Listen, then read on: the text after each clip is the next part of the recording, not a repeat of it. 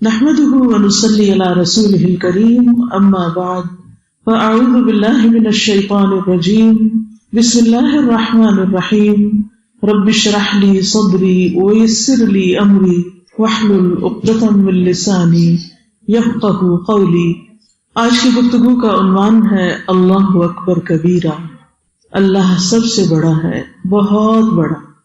حقیقت یہ ہے کہ ہم جس سے محبت کرتے ہیں اس کا ذکر کرنا پسند کرتے ہیں، اس کی تعریف کرنا چاہتے ہیں، اور اس تعریف میں بعض اوقات بہت مبالغہ آرائی بھی کر دیتے ہیں، اس کی بعض ایسی صفات بھی بیان کر دیتے ہیں کہ جو اس میں ہوتی نہیں، اور بار بار بھی اس کا ذکر کر کے ہم تھکتے نہیں۔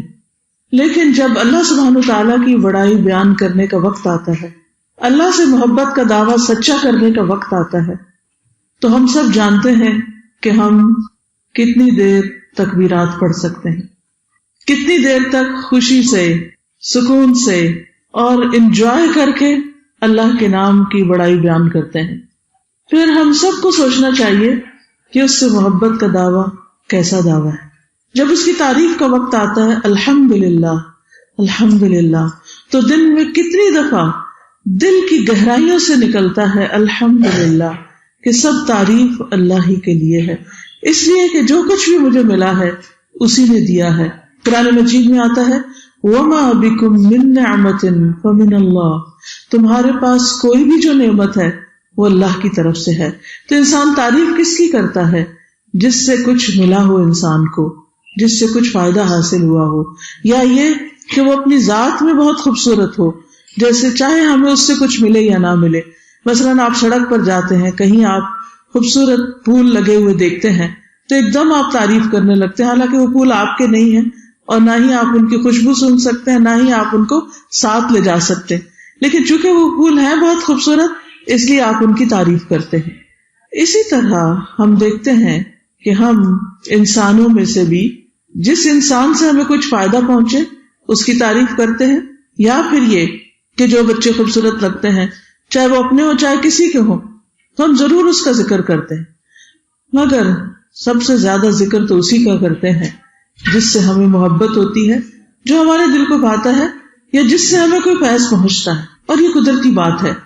اس مثال کو سامنے رکھ کر ہم سب کو اپنے طرز عمل پر غور کرنا چاہیے کہ ہم اللہ سبحانہ تعالیٰ کی کتنی بڑائی بیان کرتے ہیں، اس کی کتنی تسبیح کرتے ہیں، اور کتنا اس کا ذکر کرتے ہیں، کتنا اس کو یاد کرتے ہیں، اور کتنا اس کو یاد کر کر کے خوش ہوتے ہیں۔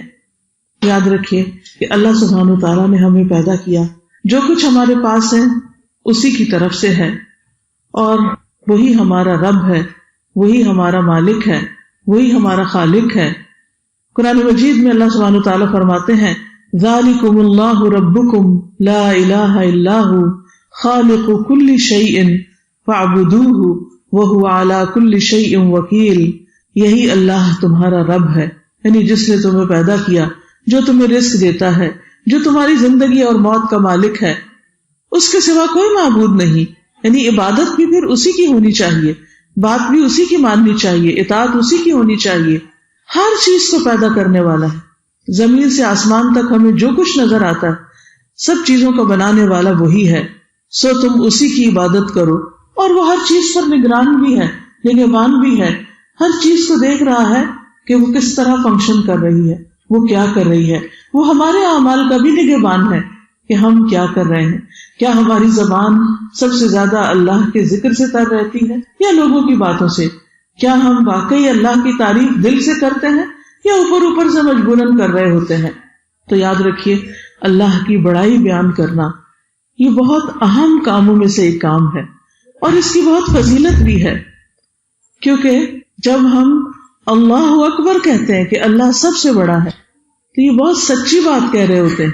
اگر ہم یہی بات کسی انسان کے بارے میں کہیں تو یہ جھوٹی بات ہوگی، کیونکہ کوئی بھی انسان سب سے بڑا نہیں ہے، انسان ہے، اصل بڑا تو رب تعالی ہی ہے، اور ایسا کہنا جو ہے وہ اس کی عبادت بھی ہے، یعنی جب ہم اللہ کی بڑائی بیان کرتے ہیں تو سچ بول رہے ہوتے ہیں اور ہم عبادت کی حالت میں ہوتے ہیں، اور جب ہم بلند آواز سے اللہ کی بڑائی بیان کرتے ہیں تو دراصل ہم دوسروں کو بھی اس کی بڑائی بیان کرنے کی دعوت دے رہے ہوتے ہیں۔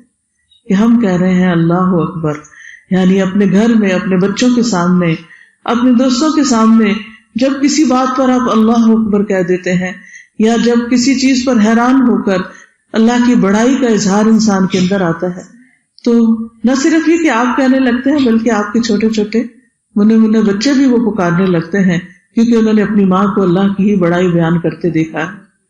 قرآن مجید میں اللہ تعالیٰ فرماتے ہیں وَرَبَّكَ فَكَبِّرْ، اور اپنے رب کی بڑائی بیان کرو۔ یہ سورۃ المدثر کی آیت ہے جو بالکل ابتدائی دور کی صورتوں میں سے ہے، جب نبی صلی اللہ علیہ وسلم پر نئی نئی وحی نازل ہونے لگی تھی۔ تو حکم کیا تھا کہ اللہ کی بڑائی بیان کرو۔ ایک اور جگہ پر آتا ہے وَكَبِّرْهُ تَكْبِيرًا سورۃ الاسراء میں، اور اس کی بڑائی بیان کرو، خوب خوب بڑائی بیان کرنا۔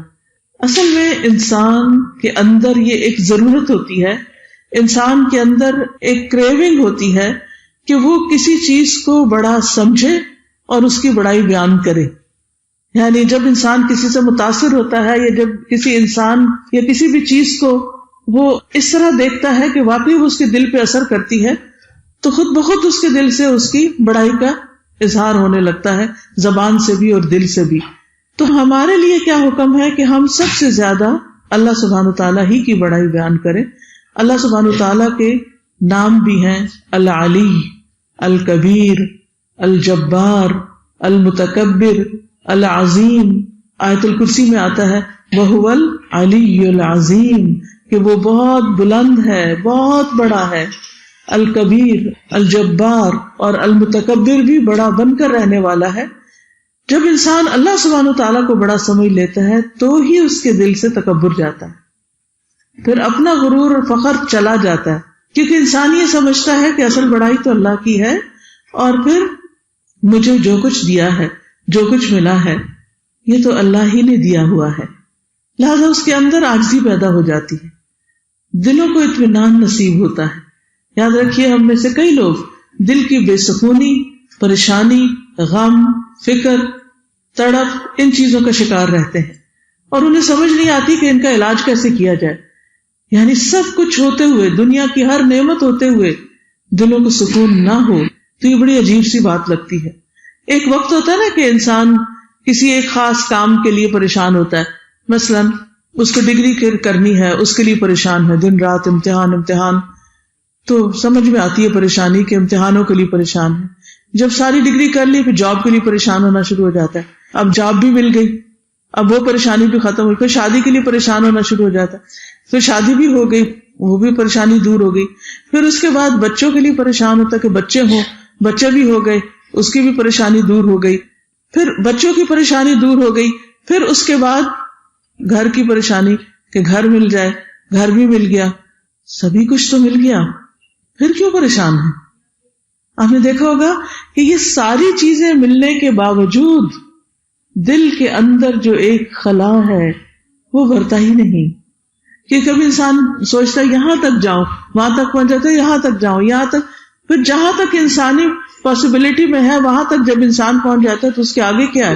اس کے آگے تو رب ہی ہے۔ اور آپ نے دیکھا ہوگا کہ دنیا میں جو لوگ خودکشی کرتے ہیں ان میں سے ایک بڑی تعداد ان لوگوں کی نہیں ہوتی کہ جن کے پاس کچھ نہیں، ان لوگوں کی ہوتی ہے جن کے پاس سبھی کچھ ہوتا ہے لیکن جینے کا مزہ نہیں آتا، زندگی کا مقصد معلوم نہیں ہوتا۔ تو یاد رکھیے کہ جب نفس بے چین ہوتا ہے تو اللہ کی بڑائی اور اس کی تعظیم کے ساتھ ہی مطمئن ہوتا ہے۔ جب دل حیران و پریشان ہوتا ہے تو اللہ ہی کے ذکر سے سکون پکڑتا ہے۔ جب نیند نہ آ رہی ہو تو اللہ ہی کا ذکر انسان کو پرسکون کر کے نیند دلاتا ہے۔ اللہ ہی کے ذکر سے، اللہ کی بڑائی بیان کرنے سے انسان کی مشکلات حل ہو جاتی ہیں، بڑی بڑی مصیبتیں زائل ہو جاتی ہیں، پریشانیاں اٹھا دی جاتی ہیں، غموں کے بادل چھٹ جاتے ہیں، زندگی تکلیفوں سے پاک ہو جاتی ہے، بیماریوں کو شفا مل جاتی ہے۔ یہ تو دنیاوی فائدے ہوتے ہیں، لیکن اس کے علاوہ اللہ کی بڑائی بیان کرنے سے ایمان راسخ ہوتا ہے، یعنی دل کے اندر ایمان پکا ہوتا ہے، یقین پختہ ہوتا ہے کہ کوئی ہے، کیونکہ جب ہم اللہ کی بڑائی بیان کرتے ہیں تو پھر ہم کیا کرتے ہیں کہ دراصل اس کا سہارا لے رہے ہوتے ہیں، اس سے مدد کی امید رکھتے ہیں، اور اس طرح انسان کے لیے بھلائی کے دروازے کھل جاتے ہیں۔ اللہ تعالیٰ کے ساتھ ایک تعلق مضبوط ہو جاتا ہے. ایسے شخص کے لیے آسمانوں کے دروازے بھی کھول دیے جاتے ہیں اور انسان کی دعائیں قبول ہونے لگتی ہیں. ابن عمر کہتے ہیں کہ ہم رسول اللہ صلی اللہ علیہ وسلم کے ساتھ نماز پڑھ رہے تھے کہ جماعت میں سے ایک آدمی نے کہا اللہ اکبر کبیرہ، یعنی دل اللہ کی بڑائی سے بھر گیا نا، تو اللہ اکبر کبیرہ والحمد للہ کثیرہ وسبحان اللہ بکرۃ واصیلا. نماز کے بعد رسول اللہ صلی اللہ علیہ وسلم نے فرمایا اس طرح کے کلمات کہنے والا کون ہے؟ یہ کلمات کس نے کہے ہیں؟ جماعت میں سے ایک آدمی نے عرض کیا اے اللہ کے رسول میں نے کہے ہیں. آپ صلی اللہ علیہ وسلم نے فرمایا مجھے تعجب ہوا کہ ان کلمات کے لیے آسمان کے دروازے کھولے گئے. یعنی چونکہ آپ کو تو سب چیزیں دکھا دی جاتی تھی یا بتا دی جاتی تھی، آپ وہ کچھ دیکھتے تھے جو ہم نہیں دیکھ سکتے. آپ فرشتوں کو بھی دیکھ سکتے تھے جب اللہ چاہتا، آپ نے جنت بھی دیکھی، جہنم بھی دیکھی، آپ کے سامنے بہت سی ایسی چیزیں آئیں، لوگوں کی جزا، سزا، عذاب وغیرہ کہ جو عام انسان نہیں دیکھ سکتا. آپ کو یہ سب کچھ اس لیے دکھایا گیا تاکہ آپ ہمیں بتائیں، آنکھوں دیکھی چیز بتائیں، تاکہ ہمارے ایمان میں بھی پختگی آئے. تو بہرحال آپ نے فرمایا کہ مجھے حیرانی ہوئی کہ اس کے لیے آسمان کے دروازے کھولے گئے ہیں.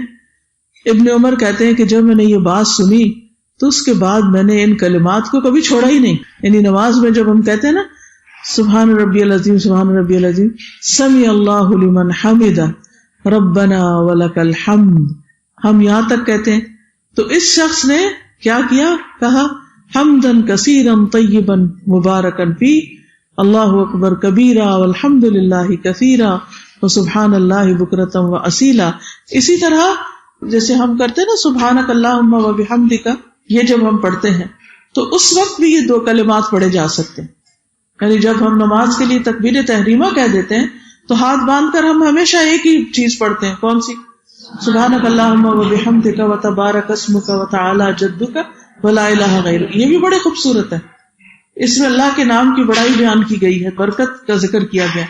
لیکن کبھی کبھی آپ یہ بھی پڑھ سکتے ہیں اللہ اکبر کبیرہ والحمد للہ کثیرہ وسبحان اللہ بکرۃ واصیلا. تو آپ دیکھیں گے کہ آپ کے دل کے اندر ایک عجیب ٹھنڈک ہوگی. بعض لوگوں کا خیال یہ کہ نہیں اس سے نماز کہیں ضائع نہ ہو جائے. نہیں، یہ وہ چیزیں ہیں. اس وقت جو میں حدیث آپ کو سنا رہی ہوں یہ صحیح مسلم کی حدیث ہے. اور اس طرح کے کلمات جو اللہ کی بڑائی کے ہوں، ان کو پڑھنے سے نماز نہیں باطل ہوتی.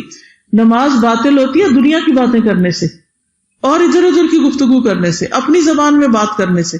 اللہ کا ذکر اور وہ بھی جو نبی صلی اللہ علیہ وسلم کی سنت سے ثابت ہے، وہ ذکر کرنے سے ضائع نہیں ہوتا کچھ. ایک اور روایت میں آتا ہے، عبداللہ بن عمر کہتے ہیں کہ ایک شخص نے اللہ کے نبی صلی اللہ علیہ وسلم کے پیچھے یہ کہا اللہ اکبر کبیرہ والحمد للہ کثیرہ وسبحان اللہ بکرۃ واصیلا. آپ نے فرمایا یہ کلمات کس نے کہے؟ تو ایک شخص نے کہا اللہ کے نبی میں نے کہے. آپ صلی اللہ علیہ وسلم نے فرمایا بے شک 12 فرشتے بیک وقت اس کی طرف لپکے تھے. ہر ایک کی خواہش یہ تھی کہ ان کلمات کو اللہ کے حضور میں پیش کرے، کیونکہ جب ہم اللہ کا ذکر کرتے ہیں، اللہ کی بڑائی بیان کرتے ہیں، جیسے اس مجلس میں ہم بیٹھے ہیں، تو حدیث میں آتا ہے کہ ان للہ ملائکۃ سیارہ، اللہ کے کچھ فرشتے گھومتے پھرتے رہتے. سیارہ کہتے ہیں نا، یعنی جیسے تو کار کو کہتے ہیں، وہ بھی اس لیے کہ وہ بھی سیر کرتی رہتی. تو ملائکہ سیارہ ہوتے ہیں وہ فرشتے جو آسمان اور زمین کے بیچ میں گھوم پھر رہے ہوتے ہیں اور وہ تلاش کر رہے ہوتے ہیں ذکر کی مجلسوں کو کہ کہاں لوگ اکٹھے بیٹھ کر اللہ کو یاد کر رہے ہیں. اور پھر وہ ایک دوسرے کو بلانے لگتے ہیں کہ ادھر آؤ، وہ جگہ مل گئی جس کو تم تلاش کر رہے تھے. پھر وہ سب فرشتے اکٹھے ہونے شروع ہوتے ہیں، حتیٰ کہ آسمان دنیا تک وہ ایک دوسرے کے اوپر آتے جاتے ہیں، آتے جاتے آتے جاتے. جب مجلس ختم ہوتی ہے تو وہ اللہ سبحانہ تعالیٰ کے حضور حاضر ہوتے ہیں.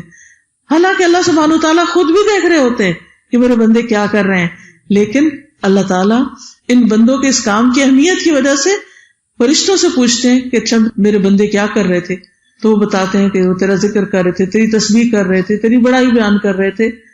اور پھر اللہ تعالیٰ پوچھتے ہیں کہ وہ کیا مانگتے تھے، وہ جنت مانگتے تھے. وہ فرشتے جواب دیتے ہیں جہنم سے پناہ مانگتے. تو اللہ تعالیٰ فرماتے ہیں کہ میں نے ان کو جنت دے دی اور جہنم سے نجات دے دی. تو اس میں فرشتے کہتے ہیں وہ ایک شخص تو ایسے ہی آ گیا تھا، وہ کسی نیت اور ارادے سے نہیں آیا تھا. تو اللہ تعالیٰ فرماتے ہیں کہ یہ وہ بیٹھنے والے ہیں کہ لا یشقی بہا جلیسہم، ان کے ساتھ آ کے بیٹھنے والا بھی نامراد نہیں ہوتا. کوئی بھی ان کے ساتھ آ کے شریک ہو جائے تو اس کو بھی یہ فائدہ ملتا ہے، کیونکہ حقیقت یہ ہے کہ ذکر کی مجلسیں اور اللہ کی بڑائی بیان کرنے کی مجلسیں ہر انسان کے دل کے اندر کچھ نہ کچھ اللہ کی محبت ضرور پیدا کرتی ہیں، اس کی زندگی کے اندر پہلے سے بہتری لاتی ہیں.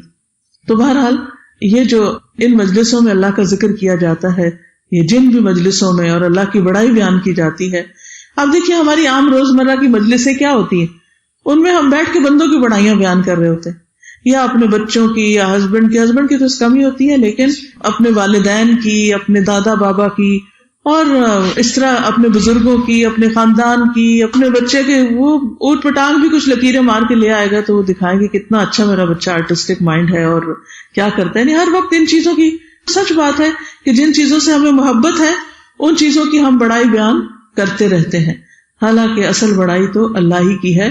ٹھیک ہے لوگوں کو بھی اپریشیٹ کرنا چاہیے، لیکن اس حد تک جس کے وہ قابل ہیں اس سے آگے نہیں. کیونکہ ایک دفعہ ایک شخص نے نبی صلی اللہ علیہ وسلم کی بہت مبالغہ آرائی میں تعریف کی تو آپ نے اس کو پسند نہیں کیا. آپ نے فرمایا کہ دیکھو میں اللہ کا بندہ ہوں اور اس کا رسول ہوں، لا تطرونی کما اطرت النصارى عیسی ابن مریم، مجھے میری حد سے اس طرح آگے نہ بڑھاؤ جیسے عیسیٰ ابن مریم کو ان کے فالوورز نے حد سے آگے بڑھا دیا. میں تو اللہ کا بندہ اور اس کا رسول ہوں. انہوں نے کیا کیا؟ ان کو اللہ کا بیٹا قرار دے دیا. تو بعض اوقات ایسا بھی ہوتا ہے کہ لوگ جب کسی کی تعریف کرنے پہ آتے ہیں تو پھر وہ ان کو ان کی حد سے بھی آگے بڑھا دیتے. تو اچھے انداز میں اپریشیٹ کرنے میں کوئی حرج نہیں، لیکن حد سے زیادہ نہیں. باقی وقت ہم سب کو اپنے ہر دن کا محاسبہ کرنا چاہیے کہ آج میں نے کتنی اللہ کی بڑائی بیان کی ہے، اور جتنی بیان کریں گے اتنا ہی فائدہ ہوگا. مصعب بن سعد کہتے ہیں کہ ایک دیہاتی نے نبی صلی اللہ علیہ وسلم کی خدمت میں حاضر ہو کر عرض کیا، مجھے ایسا کلام سکھائیں جسے میں پڑھتا رہوں، یعنی میں ذکر کرتا رہوں. آپ نے فرمایا کہو لا الہ الا اللہ وحدہ لا شریک لہ، اللہ اکبر کبیرا والحمد للہ کثیرا وسبحان اللہ رب العالمین لا حول ولا قوۃ الا باللہ العزیز الحکیم. یہ پڑھا کرو. تو اس نے عرض کیا اے اللہ کے رسول یہ تو سارے کلمات میرے رب کے لیے ہیں، میرے لیے کیا ہے؟ یعنی اس میں تو ساری اللہ کی تعریف ہے. آپ نے فرمایا کہو اللہم اغفر لی وارحمنی واہدنی وارزقنی، اے اللہ مجھے معاف کر دے، مجھ پہ رحم فرما، مجھے ہدایت دے، مجھے رزق عطا کر. اس سے پتہ چلتا ہے کہ انسان جب اللہ کی تعریف بیان کر کے اپنی بخشش کی دعا کرتا ہے، اپنے لیے دعائیں کرتا ہے، تو وہ دعائیں بھی زیادہ قبول ہوتی ہیں. پھر اسی طرح اللہ اکبر جب ایک انسان کہتا ہے تو زمین و آسمان کی ساری فضا کو بھر دیتا ہے. ایک اور حدیث سے پتہ چلتا ہے کہ اللہ کے نزدیک سب سے زیادہ محبوب کلمات یہ 4 ہیں، سبحان اللہ والحمد للہ ولا الہ الا اللہ واللہ اکبر. تو انسان کو ہر تکلیف کے وقت بھی، ہر خوشی کے وقت بھی اللہ کی تعریف اور اللہ کی تعریف کے یہ کلمات پڑھتے رہنا چاہیے.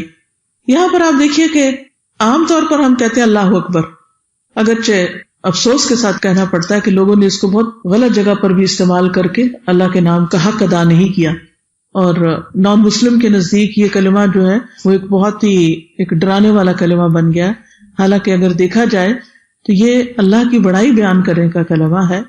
تو اللہ اکبر تو ہم نمازوں میں بھی کہتے ہیں، عام طور پر بولتے ہیں، لیکن جب ہم کہتے ہیں نا اللہ اکبر کبیرہ کہ اللہ تعالیٰ بڑا ہے، بہت ہی بڑا، تو اس کا مطلب کیا ہوتا ہے؟ کبیر جو ہوتا ہے وہ صغیر کا اپوزٹ ہوتا ہے. جیسے اس وقت آپ دیکھتے ہیں کہ یہ 2 ٹیشو باکسز ہیں میرے سامنے، اس میں سے یہ کیا ہے؟ کبیر، اور یہ کیا ہے؟ صغیر. یعنی جب کمپیریزن میں آتا ہے تو کبیرہ کہا جاتا ہے. یعنی اللہ اکبر اللہ سب سے بڑا، ٹھیک ہے وہ جنرلی بات ہم نے کر دی، لیکن جب ہم کہتے ہیں کبیرہ تو اس کا مطلب ہے باقی ساری چیزیں اس کے مقابلے میں چھوٹی ہیں. اللہ سبحانہ وتعالیٰ اپنی ذات میں بھی بڑا ہے، اپنی صفات میں بھی بڑا ہے، اپنے مقام، اپنے مرتبے، اپنی قدر و منزلت ہر اعتبار سے بڑا، کامل، مکمل، پرفیکٹ، اشرف. کائنات کی بڑی سے بڑی چیز بھی اس کے سامنے بالکل چھوٹی، بہت ہیچ ہے. وہ ایسا بڑا ہے اللہ سبحانہ وتعالی کہ جس سے بڑا کوئی نہیں. وہ ایسی بلند ذات ہے کہ جس سے اوپر کوئی نہیں، جس سے برتر کوئی نہیں. وہ ایسی بڑی ذات ہے جس سے بڑا کوئی نہیں. وہ ایسا مہربان ہے جس سے زیادہ مہربان کوئی نہیں. اس انداز میں سوچنا چاہیے کہ اللہ تو بڑا ہے، تجھ سے بڑا کوئی نہیں، تو میری دعا سن لے. اے اللہ تو سب سے بڑھ کر قدرت رکھتا ہے، تیرے سے آگے کسی کی طاقت نہیں، اے اللہ تو میری مدد فرما، تو سب کچھ کر سکتا ہے، تیرے لیے کچھ بھی مشکل نہیں، تو سب سے بڑھ کر رحم کرنے والا ہے۔ جتنی بھی اللہ تعالیٰ کی صفات ہیں ان سب صفات میں اللہ تعالیٰ سب سے بڑا ہے، کسی اور کی کوئی صفت اس کے مقابلے میں کوئی حیثیت نہیں رکھتی۔ اب جہاں تک ذات میں بڑا ہونے کا تعلق ہے تو آپ دیکھیے کہ اللہ سبحانہ وتعالیٰ کا چہرہ بھی ہے، لیکن ہم اس کو کسی اور سے مثال نہیں دے سکتے کہ فلاں کی طرح فلاں، کیونکہ قرآن مجید میں آتا ہے لیس کمثلہ شیء، اس کی طرح کی کوئی چیز ہے ہی نہیں۔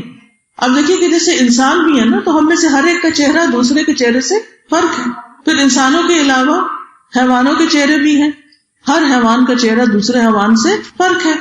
تو ہم اللہ سبحانہ وتعالیٰ کا چہرہ امیجن نہیں کر سکتے کیونکہ ہم نے دیکھا ہی نہیں، لیکن یہ ہمیں معلوم ہے کہ اس کا چہرہ ہے، اور قیامت کے دن وہ مخصوص لوگوں کو، اپنے خاص بندوں کو اپنا دیدار کرائے گا۔ آپ کو معلوم ہے کہ موسیٰ علیہ السلام نے یہ تمنا کی تھی کہ اللہ تعالیٰ مجھے دکھائے، رب ارنی انظر الیک، لیکن اللہ تعالیٰ نے ان کو دکھایا نہیں کیونکہ وہ دیکھنے کی تاب نہیں لا سکتے تھے۔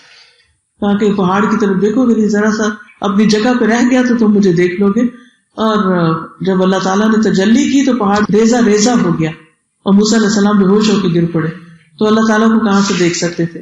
دنیا میں کسی انسان میں اتنی طاقت قوت نہ اس کی آنکھوں میں ہے نہ اس کے دل دماغ میں کہ وہ یہ برداشت بھی کر سکے کہ اللہ کے حسن کو دیکھ سکے۔ تو یہ دیدار اللہ تعالیٰ قیامت کے دن کروائیں گے اپنے بندوں کو، خاص بندوں کو، ہر ایک کے نہیں۔ اور قرآن مجید میں بھی بار بار آتا ہے، مثلاً ایک جگہ آتا ہے الا ابتغاء وجہ ربہ الاعلیٰ، کہ مگر وہ اپنے رب اعلیٰ کے چہرے کو دیکھنے کی، اس کی خاطر یہ کام کرتا ہے۔ تو اللہ تعالیٰ کا چہرہ بھی ہے۔ ایک جگہ پر آتا ہے دعا میں اعوذ بوجہ اللہ العظیم الذی لیس شیء اعظم منہ، میں اللہ کے چہرے کی پناہ لیتی ہوں جس سے بڑی کوئی چیز نہیں۔ پھر اللہ کا ہاتھ بھی ہے، اللہ سبحانہ تعالیٰ کا ہاتھ جو ہے اس کے بارے میں آتا ہے کہ حدیث میں بھی آتا ہے، سورۃ الزمر میں بھی آتا ہے وما قدر اللہ حق قدرہ والارض جميعا قبضته یوم القیامۃ، اور انہوں نے اللہ کی قدر نہیں کی جو اس کی قدر کا حق ہے، حالانکہ زمین ساری کی ساری قیامت کے دن اس کی مٹھی میں ہوگی، ساری زمین، اور آسمان اس کے دائیں ہاتھ میں لپٹے ہوئے ہوں گے، صرف ایک ہاتھ میں سارے آسمان لپیٹے ہوئے ہوں گے، وہ پاک ہے اور بہت بلند اس سے جو وہ شریک بنا رہے ہیں۔ پھر اسی طرح عبداللہ بن عمر کہتے ہیں کہ رسول اللہ صلی اللہ علیہ وسلم نے فرمایا قیامت کے دن اللہ عز و جل آسمانوں کو لپیٹ لے گا اور انہیں اپنے دائیں ہاتھ میں لے کے فرمائے گا میں ہوں بادشاہ، کہاں ہے دنیا کے جبار اور متکبر؟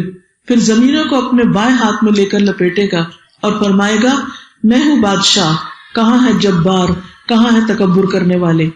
تو اس سے پتہ چلتا ہے کہ اللہ سبحانہ وتعالیٰ کا ہاتھ کتنا بڑا ہے۔ پھر اسی طرح جو آیت الکرسی ہے اس میں جو کرسی کا لفظ آتا ہے اس کے بارے میں ابن عباس کا قول ہے کہ وہ فٹ سٹول ہے اللہ تعالیٰ کا۔ تو وہ کتنی بڑی ہے کرسی؟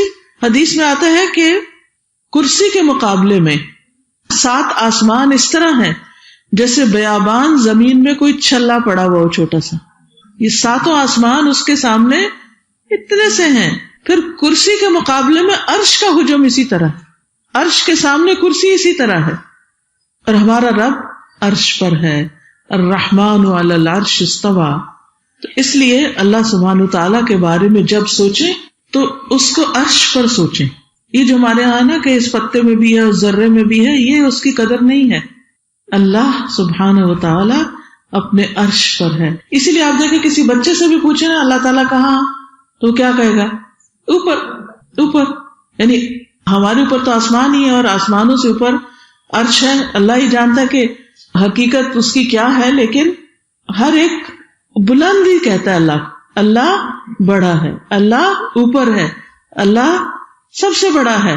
یہ ہر مسلمان کے اندر ایمان اور یقین ہونا چاہیے اللہ کی بڑائی کا، اور صرف خیال ہی نہیں بلکہ اس پر پکا یقین۔ دوسری چیز اللہ تعالیٰ کی صفات ہیں جیسے الرحمن، رحم فرمانے والا، بہت زیادہ رحم فرمانے والا۔ اللہ نے بندوں کے دلوں میں بھی رحم ڈالا ہے، تو کیا یہ ہمارے اندر رحم اللہ کے رحم کا حصہ نو. اللہ سبحانہ وتعالیٰ کا رحم پرفیکٹ ہے. اور ہمارا رحم کیا ہے؟ ایک ہی وقت میں ماں اپنے بچے کو مہربان بھی ہوتی ہے، تھوڑی دیر میں اس کے ساتھ کچھ سے کچھ بھی کر دیتی. اللہ سبحانہ وتعالیٰ سب سے زیادہ طاقتور ہے اور باقی سب اس کے مقابلے میں کیا ہے؟ کمزور. اللہ تعالیٰ کے پاس ساری قدرت ہے، اس کے سوا سارے بے بس. کسی کے پاس بس اتنی اتھارٹی یا قدرت ہے جتنی اللہ دے، اور وہ بھی ہمیشہ کے لیے نہیں ہوتی. وہ سب سے بڑا اور باقی سب چھوٹے. وہ بے نیاز اور غنی، باقی سب محتاج اور فقیر. وہ طاقتور اور باقی سب ذلیل کمزور. وہی اصل معبود برحق جس کی عبادت کی جانی چاہیے، اور باقی جو لوگوں نے معبود بنا دیے وہ تو کچھ بھی کرنے کے قابل نہیں. قرآن مجید میں آتا ہے سورۃ لقمان میں، ذالک بأن اللہ هو الحق وأن ما يدعون من دونه الباطل وأن اللہ هو العلی الکبیر. یہ اس لیے ہے کہ بے شک اللہ ہی حق ہے، اور یہ کہ بے شک اس کے سوا وہ جس کو پکارتے ہیں وہی باطل ہے، اور یہ کہ بے شک اللہ ہی بے حد بلند بہت بڑا ہے. یعنی اس سے یہ پتہ چلتا ہے کہ ہمیں ہر چیز اسی سے مانگنی چاہیے، سب سے پہلے اسی کی طرف جانا چاہیے، سب سے پہلے اس کا خیال دل میں آنا چاہیے. یہ ہے اصل توحید. اب ہوتا یہ ہے کہ جب ہمیں کوئی مشکل آتی تو ہم سوچتے ہیں اچھا میرے بہن بھائیوں میں سے بڑا کون ہے، یا دوستوں میں سے کون کام آئے گا، فلاں کون کام آئے گا. صحابہ کرام کا طریقہ کیا تھا؟ جن کے دلوں میں سچا ایمان پیدا ہو گیا تھا، سب سے پہلے اللہ کو پکارتے تھے، یا اللہ تو میری مدد کر. پھر اللہ تعالیٰ ہی دل میں خیال ڈالتا اچھا جاؤ فلاں کے پاس. جیسے موسیٰ علیہ السلام کو بھیجا تھا خضر علیہ السلام کے پاس، زیادہ علم تھا ان کے پاس. تو یہ دنیا میں ہوتا ہے کہ ہمارے مقابلے میں کچھ لوگوں کے پاس زیادہ ہوتا ہے، تو جب وہ زیادہ ہوتا ہے تو ہمیں ان کی ضرورت ہوتی ہے انسانوں کی. ہم ان کے پاس جاتے ہیں، کسی سے قرضہ لیتے ہیں، کسی سے مشورہ لیتے ہیں، کسی سے علم لیتے ہیں، کسی سے کوئی اور اپنی ضرورت پوری کرتے ہیں. بہن بھائی دوست احباب استاد شاگرد بچے سب ایک دوسرے کے کسی نہ کسی طرح محتاج ہوتے ہیں. اگر بچے ماں باپ کے محتاج ہوتے ہیں تو ماں باپ بھی تو ایک وقت میں بچوں کو محتاج ہو جاتے ہیں نا. سارے کے اندر دو طرفہ ہی چیزیں ہوتی ہیں. جس کو کسی کی ضرورت نہیں وہ کون ہے؟ اللہ رب العزت. جو کسی کا محتاج نہیں، جو کسی سے ڈرتا نہیں، جس کو کوئی عاجز نہیں کر سکتا، تو پھر ہمیں سب سے پہلے اس کا خیال آنا چاہیے. جو اتنا دیتا ہے اور دے سکتا ہے کہ کوئی اس کو روکنے والا نہیں، تو اس لیے ہمیں اسی کی طرف رجوع کرنی چاہیے. پھر اس کی صفات بھی بے مثال ہیں. قرآن مجید میں آتا ہے وَالْأَوَّلُ وَالْآخِرُ وَالظَّاهِرُ وَالْبَاطِنُ وَهُوَ بِكُلِّ شَيْءٍ عَلِيمٌ. هو الاول، وہ ہر چیز سے پہلے ہے، اس سے پہلے کوئی نہیں. وہ ہر چیز کے بعد ہے، سب سے آخر ہے، اس کے بعد کوئی چیز نہیں.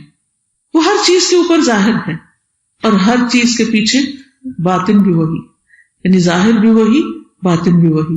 ہر چیز کو جاننے والا ہے وہ اکیلا ہی، اور اس کا کوئی شریک نہیں. یاد رکھیے بندوں کے اندر جو صفات ہیں یہ سب یہ عارضی، وقتی اور انکمپلیٹ ہوتی، جبکہ اللہ کے لیے یہ ساری صفات بالکل مکمل ہوتی ہیں اور اس جیسی کسی اور کے پاس ہوتی بھی نہیں ہے. دنیا میں بڑے بڑے بادشاہ ہوتے ہیں. سکندر اعظم کا نام آپ نے سنا ہوگا، ذوالقرنین، اور اسی طرح آج کے دور میں بھی پہلے بھی، کہ جن کی عظمت کو دنیا لوہا مانتی ہے، جن کو بہت اپریشیٹ کرتی ہے اور جن کو ہیرو کہتی ہے. لیکن بات یہ کہ یہ سب ایک وقت آنے پہ ختم ہو گئے یا ہو جائیں گے. اصل میں تو اللہ ہی ہے جس کے لیے آسمانوں اور زمین کی بادشاہت ہے. قرآن مجید میں آتا سورۃ النحل 52 وَلَهُ مَا فِي السَّمَاوَاتِ وَالْأَرْضِ وَلَهُ الدِّينُ وَاصِبًا أَفَغَيْرَ اللَّهِ تَتَّقُونَ. آسمانوں اور زمین میں جو کچھ ہے سب اس کا ہے، اسی کی عبادت کو لازم کر لو، یعنی اس کی عبادت کرو کیونکہ وہ بڑا ہے سب سے. پھر کیا تم اللہ کے علاوہ دوسروں سے ڈرتے ہو؟ لہذا ان کی بات تو مان لیتے اور اللہ کو چھوڑتے. کتنی سچی بات ہے. تو نماز کا معاملہ ہو تو بہت جگہوں پر ہم نماز نہیں پڑھتے، کیوں؟ لوگ کیا کہیں گے. حجاب کا معاملہ ہو تو ہم کہتے ہیں کہ نہیں لوگوں سے شرم آتی ہے. نہیں، اصل بات یہ ہے کہ ہمیشہ یہ دیکھنا چاہیے کہ اللہ سبحانہ وتعالیٰ کیا کہے گا. ایک اور جگہ پر آتا ہے سورۃ آل عمران میں وَلِلَّهِ مِيرَاثُ السَّمَاوَاتِ وَالْأَرْضِ وَاللَّهُ بِمَا تَعْمَلُونَ خَبِيرٌ. اور آسمان و زمین کی میراث ساری کی ساری اللہ کے لیے ہے، اور جو کچھ تم کرتے ہو اللہ اس سے خوب باخبر ہے، اللہ کو سب پتا ہے کہ تم کیا کر رہے ہو۔ پھر اسی طرح اللہ تعالیٰ علم میں بھی بڑا ہے، قدرت میں بڑا ہے، سب کچھ کرنا اس کے لیے بہت آسان ہے، لہٰذا پھر ہمیں کیا کرنا چاہیے؟ اس کی طرف رجوع کرنا چاہیے، اس کی اطاعت کرنی چاہیے۔ سورۃ الجاثیہ میں آتا ہے فَلِلَّهِ الْحَمْدُ رَبِّ السَّمَاوَاتِ وَرَبِّ الْأَرْضِ رَبِّ الْعَالَمِينَ، بس اللہ ہی کے لیے سب تعریف، جو آسمانوں کا رب اور زمین کا رب، تمام جہانوں کا رب ہے۔ وَلَهُ الْكِبْرِيَاءُ فِي السَّمَاوَاتِ وَالْأَرْضِ وَهُوَ الْعَزِيزُ الْحَكِيمُ، اور اسی کے لیے آسمانوں اور زمین میں سب بڑائی ہے، اور وہی سب پہ غالب کمال حکمت والا ہے۔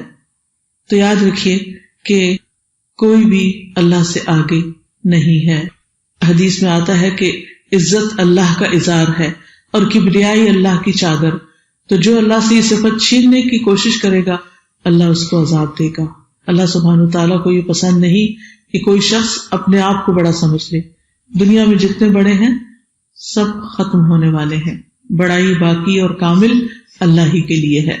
تو اگر ہم اس بات کو واقعی مان لیں کہ اللہ سب سے بڑا ہے تو پھر ہمیں کیا کرنا چاہیے؟ اب یہ ہے سوچنے کی بات۔ آپ میں سے کچھ کوئی بتائے گا، کوئی ذکر کرے گا کہ جب ہم یہ کہہ دیتے ہیں، زبان سے بھی کہہ دیتے ہیں، دل سے بھی مان لیتے ہیں کہ اللہ سب سے بڑا ہے، تو پھر ہمیں کیا کرنا چاہیے؟ ہماری زندگی پر اس ایمان کا کیا اثر پڑنا چاہیے؟ جی، ہم نے سنا اور ہم نے عمل کیا، کیونکہ اللہ سب سے بڑا ہے۔ سب سے پہلی بات تو یہ کہ ہمیں اللہ کی بڑائی کو تسلیم کر لینا چاہیے، مان لینا چاہیے کہ بڑا وہی ہے۔ اصل بات یہ کہ ہم نے واقعی ابھی مانا نہیں کہ وہ بڑا ہے۔ دوسروں کا روب، دوسروں کا خوف، دوسروں کی فکر زیادہ ہے جو ہماری گفتگو میں بھی جھلکتی، ہائے اللہ کیا کہے گا، یا لوگ کیا کہیں گے، کیا کہتے ہیں ہم، لوگ کیا کہیں گے، ہائے فلاں کیا سوچے گا۔ اس وقت کبھی خیال آیا ہمارے دل میں کہ اللہ تعالیٰ ہمارے بارے میں کیا سوچے؟ تو سب سے پہلی چیز، چونکہ وہ بڑا ہے اس لیے ہمیں اس کی بڑائی مان لینی چاہیے، اور جب ہم اس کو بڑا مان لیں گے تو پھر کیا کریں گے؟ پھر اس کی اطاعت کریں گے، جیسے انہوں نے کہا۔ کچھ اور زندگی میں کوئی بھی موقع ہو، کوئی بھی کام ہو، اس سے پہلے ہم یہ دیکھیں گے کہ اس میں اللہ کی رضا کیا ہے۔ اللہ کو راضی کرنے کی فکر کریں گے، اللہ کو خوش کرنے کی فکر کریں گے، اور اگر اللہ کے مقابلے میں اللہ کو خوش کرنے جا رہے ہیں، آپ بندے ناراض ہو رہے ہیں، پھر کیا کریں گے؟ وہیں چھوڑ دیں گے؟ یہ ہوتا بڑا وہ کہتے ہیں، جیسے علامہ اقبال نے کہا تھا، فارسی کا ایک شعر ہے، چمی گویم مسلمانم بلرزم، جب میں کہتا ہوں کہ میں مسلمان ہوں تو میں کانپنے لگتا ہوں، کمی دانم مشکلات لا الہ را، کیونکہ مجھے پتا ہے کہ لا الہ الا اللہ کہنے کی مشکلات کیا ہے، کیونکہ پھر لوگ ناراض ہونے لگتے ہیں نا، پھر ہم کہتے ہیں اب ان کو میں ناراض نہیں کر سکتا، چلو اللہ سے معافی مانگ لیں گے، خیر ہے اب یہ نہیں کرتے، ابھی وہ نہیں کرتے۔ لیکن جب ہمیں یہ یقین پکا آ جاتا ہے نا اللہ بڑا ہے اور میں نے اللہ کو ماننا ہے، تو پھر انسان باقی لوگوں کو کیا، اپنے آپ کو بھی چھوٹا ہی سمجھتا ہے، پھر اللہ کے آگے جھکنے لگتا ہے، پھر وہ نماز نہیں چھوڑتا، کیونکہ وہ سمجھتا ہے کہ اگر اللہ بڑا ہے تو اللہ کی عبادت بھی کرنی چاہیے، اس کو راضی بھی کرنا چاہیے، اور جس کام کے لیے اس نے پیدا کیا وہ کام بھی کرنا چاہیے۔ ابلیس نے کیا کیا تھا؟ تکبر کیا تھا۔ کیا تھا اس کا تکبر؟ اللہ کی بات نہیں مانی تھی نا، انا خیر منہ، میں انسان سے بہتر۔ اس نے اپنے آپ کو بڑا سمجھا تھا، یہ نہیں کہا تھا کہ اللہ میں تجھ سے بہتر ہوں، اس نے کہا تھا میں انسان سے بہتر ہوں۔ اللہ کو یہ تکبر پسند نہیں آیا، اللہ سبحانہ وتعالیٰ اس سے ناراض ہو گئے۔ اس نے اللہ کا حکم نہیں مانا تھا، اس کے آگے اکڑ گیا تھا۔ اللہ تعالیٰ نے فرمایا کہ تم آدم کو سجدہ کرو، تو اس نے کہا نہیں، میری شان کے خلاف۔ ہم اپنی زندگی پہ غور کریں کہ کہیں کوئی ایسی چیز تو نہیں کہ جو ہم انا کا مسئلہ بنائے ہوئے ہوں اور اللہ کے حکم سے دور ہوں، اور ہم یہ سوچیں کہ اس طرح تو میری لہائی ہو جائے گی اور بےزتی ہو جائے گی اور لوگ میرے پہ چڑھ دوڑیں گے، میں کیوں معافی مانگوں، چاہے میں غلطی پہ بھی ہوں پھر بھی نہیں۔ تو شیطان نے توبہ بھی نہیں کی تھی نا، آدم علیہ السلام سے بھی غلطی ہو گئی تھی، لیکن انہوں نے کیا کیا؟ توبہ کر لی۔ یہ بندگی ہے، اور شیطان کا رویہ تکبر پر مبنی ہے۔ تو جب انسان اللہ کو مان لیتا ہے نا تو پھر اس کے لیے خالص ہو جاتا ہے, صرف اسی کی بندگی کرتا ہے. اور نہ صرف یہ کہ نماز روزے میں بلکہ پوری زندگی میں اپنا کھانا پینا پہننا اوڑھنا ساری چیزوں میں وہ اللہ کا بندہ زیادہ نظر آتا ہے, بندوں کا بندہ نہیں بنتا. جب آپ بندوں کی پسند کے مطابق جیتے ہیں تو دراصل بندوں کے بندے بن جاتے ہیں. لوگ آپ کو کنٹرول کر رہے ہیں, لوگ چاہتے ہیں آپ ایسا ڈریس پہنے, اسکن ٹائٹ پاجامہ پہنے, آپ اسی طرح پہنتے ہیں کیونکہ لوگ یہ پسند کرتے ہیں. تو لوگوں نے کنٹرول کر لیا نا آپ کو, لوگوں کی خواہش پہ چل رہے ہیں. جبکہ دوسری طرف اللہ سبحانہ وتعالیٰ مسلمان عورت کے لیے کیا چاہتا ہے کہ اس کا لباس ایسا ہو ساتر ہو کہ جس سے اس کا جسم نہ جھلکے, اسی کی حفاظت کے لیے. اللہ تعالیٰ کو اس سے کیا فرق پڑتا ہے کہ کوئی کیا پہن رہا ہے, اور لوگ پہن بھی رہے ہیں تو اللہ تعالیٰ کا تو کوئی نقصان نہیں ہو رہا. اور کوئی چیز بتائیے کہ جب انسان اللہ کو بڑا مان لیتا ہے تو پھر کیا ہوتا ہے زندگی میں, اسی سے مانگتا ہے, لوگوں سے ڈرنا چھوڑ دیتا ہے کیونکہ وہ بڑا ہے. لوگوں نے کچھ کہا بھی تو وہ کافی ہے میرے لیے, لیکن اگر اس نے پکڑ لیا تو پوری دنیا کے لوگ بھی مل کے مجھے نہیں چھڑا سکتے.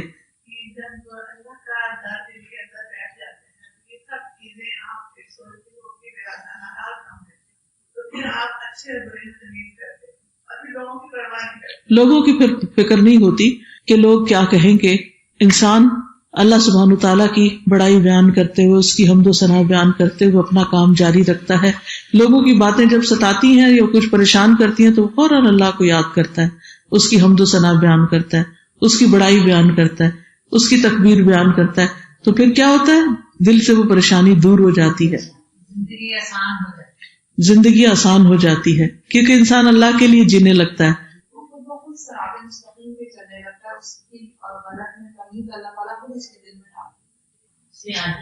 انسان کے اندر عاجزی پیدا ہو جاتی ہے, تکبر چلا جاتا ہے جو بہت ضروری ہے. آپ کو پتہ نا حدیث میں آتا ہے جس کے دل میں رائی کے دانے برابر بھی تکبر ہوگا وہ جنت میں نہیں جائے گا. وہ کتنا ڈر لگتا ہے نا کہ یا اللہ پورے کا پوری صفائی ہو جائے, کوئی تکبر باقی نہ رہے کہ ہم اپنے آپ کو بڑی چیز سمجھیں اور کہیں مار کھائیں. تو بندوں کے حق میں کبریائی کا احساس اور بڑے بننے کا یہ ناپسندیدہ ہے کیونکہ یہ ساری کی ساری اللہ کے لیے, بڑائی ساری کی ساری اللہ ہی کے لیے ہے. اور متکبرین کا ٹھکانہ کیا ہوگا, الیس فی جہنم مثوی للمتکبرین. اچھا, تکبر کی ایک ڈیفینیشن بھی آپ کو بتاتی چلوں جو آپ میں سے بہت سے لوگ جانتے بھی ہوں گے, لیکن مجھے ہمیشہ اس کا ریمائنڈر اپنے لیے بھی اچھا لگتا ہے اور دوسروں کو بھی یاد کرانا. نبی صلی اللہ علیہ وسلم نے فرمایا جس کے دل میں رائی کے دانے برابر بھی تکبر ہوگا وہ جنت میں نہیں جائے گا. اس پر ایک آدمی نے کہا کہ انسان چاہتا ہے اس کا کپڑا خوبصورت ہو, اس کی جوتی اچھی ہو.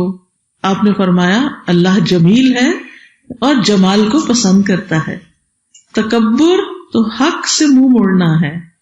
تکبر کیا, حق بات, سچ بات, صحیح بات کو ایکسپٹ نہ کرنا اور دوسرے لوگوں کو کمتر سمجھنا ہے, باقی لوگوں کو حقیر سمجھنا, اور جب کوئی صحیح بات اس کے سامنے رکھی جائے تو اس کو نہ ماننا. بعض لوگ ہوتے ہیں نا, ان کو کوئی اللہ کی بات بتائی جائے وہ بحث شروع کر دیتے ہیں اور وہ کہتے ہیں کہ لاجک نہیں بنتا, اس میں عقل میں نہیں بات آ رہی. تو آپ کی عقل چھوٹی ہے نا, اس لیے نہیں آ رہی. ہم اپنے آپ کو بڑی چیز سمجھتے ہیں لیکن بعضوں کا چھوٹی سی چیز سمجھنا بھی ہمارے لیے مشکل ہو جاتا ہے. جو چیز اگر ہماری عقل میں نہیں بھی آ رہی ہوتی نا تو ہم یہ سوچے کہ یہ حکم کس کا, اور اگر یہ پروفڈ حکم ہے اللہ ہی کا, اللہ کی کتاب میں یہ بات لکھی ہوئی ہے تو اللہ کو زیادہ پتا ہے, وہ زیادہ بڑا, میں چھوٹا ہوں, میری عقل چھوٹی ہے, اس کی عقل بڑی ہے جس نے حکم دیا, لہٰذا میری عقل میں کوئی بات آتی ہے کہ نہیں آتی, مجھے بات مان لینی چاہیے. اور ویسے بھی آپ دیکھیے کہ ہمیں اپنے آپ کو جب بھی دل میں خیال آئے کہ میں بہتر ہوں اس سے, تو ایک چیز کیا کیجیے جو میں کرتی ہوں نا. شیطان ہے نا, انسان کے دل میں کبھی کوئی وسوسہ ڈال دیتا ہے. کسی بھی اعتبار سے اگر شیطان دل میں یہ ڈالے کہ تم دوسروں سے بہتر ہو تو آپ فوراً لوگوں کی نیکیاں سوچنا شروع کر دیا کریں. ایسے لوگ جن کی بظاہر زندگی بہت وہ نہیں بھی تھی لیکن ان کا انجام اور اختتام بڑا اچھا ہوا, پتہ نہیں وہ کون سی چھپی نیکیاں ایسی کرتے تھے کہ جو ہمیں نہیں پتا. ہمیں تو لوگوں کا صرف ایک ظاہری پہلو پتا ہے نا, ہمیں نہیں پتا دوسری طرف ان پہ کیا کیا تکلیفیں, آزمائشیں جن پہ وہ پتہ نہیں کیسا کیسا صبر کرتے ہیں. اور ان کا اجر کتنا بڑا ہوگا. قرآن مجید میں آتا ہے انما یوفی الصابرون اجرہم بغیر حساب، صبر کرنے والوں کو ان کا اجر بے حساب دیا جائے. وہ اجر جو لمیٹڈ ہے، کاؤنٹڈ ہے، وہ اور ہے، اور جو صبر کر رہے ہیں ان کا تو ان لمیٹڈ ہے. پھر وہ کتنا بڑا مقام ہوگا ان کا. اگر کوئی بلال حبشی کو ان کے کالے رنگ کی وجہ سے یا ان کا کوئی قبیلہ اور نام نہ ہونے کی وجہ سے ان کو چھوٹا سمجھتا تو وہ کتنی بڑی حماقت کی بات ہوتی. نبی صلی اللہ علیہ وسلم نے ایک مرتبہ فرمایا کہ میں نے خواب میں بلال کو اپنے آگے آگے جنت میں چلتے دیکھا، اس کے قدموں کی چاپ سنی. تو پوچھو بلال تم کون سا عمل ایسا کرتے ہو؟ انہوں نے بتایا کہ وضو جب کرتا ہوں تو 2 نفل بھی پڑھ لیتا ہوں. ان سجدوں کی کثرت. ابو بکر رضی اللہ عنہ جن کا مقام نبی صلی اللہ علیہ وسلم کے بعد سب سے بڑا، وہ بلال کو سیدنا بلال کہتے ہیں، حالانکہ ان کو آزاد کرنے والے بھی وہی ہیں. عمر رضی اللہ عنہ کیا کہتے ہیں؟ سیدنا ابو بکر آتقا سیدنا بلال. ہمارے آقا ابو بکر نے ہمارے آقا بلال کو آزاد کرایا تھا. سبحان اللہ. صحابہ کے اندر کتنی عاجزی، حالانکہ کہاں ابو بکر کا مقام، کہاں عمر رضی اللہ عنہ کا مقام. اگر ترتیب میں دیکھیں تو بظاہر حضرت بلال کا مقام وہاں نہیں آ رہا، لیکن دین کی وجہ سے، ایمان کی وجہ سے، عمل صالح کی وجہ سے ان کا مقام کتنا بڑا ہے. تو کبھی بھی اپنے آپ کو بڑا نہ سمجھے. جب بڑا سمجھنے لگے تو سوچیں اس شخص کے اندر پتہ نہیں کون سی ایسی بات ہوگی جو اللہ کو زیادہ پیاری ہو. تو کہیں ایسا نہ ہو میں قیامت کے دن حسرت سے ہاتھ ملتی رہ جاؤں، اور کہیں ایسا نہ ہو کہ یہ اپنے آپ کو کہیں سے بھی بڑا سمجھنا مجھے دھوکہ نہ دے جائے. یہ دھوکہ ہوتا ہے نا نفس کا، کہ ہم اپنے آپ کو پسند کرنے لگے یا اپنی چیزوں کو بڑا اچھا سمجھے. پھر اسی طرح اپنی ذات سے بڑائی کی نفی بھی کرتے رہنا چاہیے. رسول اللہ صلی اللہ علیہ وسلم نے فرمایا جس شخص کی روح اس کے جسم سے اس حال میں جدا ہو کہ وہ 3 چیزوں سے بری ہوئی نہیں، 3 چیزیں اس کے اندر نہیں ہیں، تو جنت میں داخل ہوگا. نمبر 1 تکبر نہیں ہے اس کے اندر، بہت ہمبل ہے. لوگ اکثر آپ دیکھیں لوگوں کو پہچان جاتے ہیں، کہتے ہیں فلاں شخص بہت ہمبل ہے، فلاں شخص بہت نرم مزاج ہے، فلاں شخص ایسا ہے. ہم جیسے بھی ہوتے ہیں نا، اس کی خود بخود ایک تصویر بن جاتی ہے لوگوں کے دلوں میں، اس کی ایک گواہی بن جاتی ہے. ہمیں لکھوانی نہیں پڑتی کہ لکھو میرے بارے میں یہ بولنا، تم نہیں. ہم جو اس سے معاملہ کریں گے، جیسے اس کے ساتھ رویہ ہوگا، وہ خود بخود ویسا ہی ہمارے بارے میں خود ہی بولنا شروع کر دے گا. تو اپنی ذات سے بڑائی دور کرتے رہنا تیری تکبر سے، یہ جنت میں لے جانے والی چیز ہے.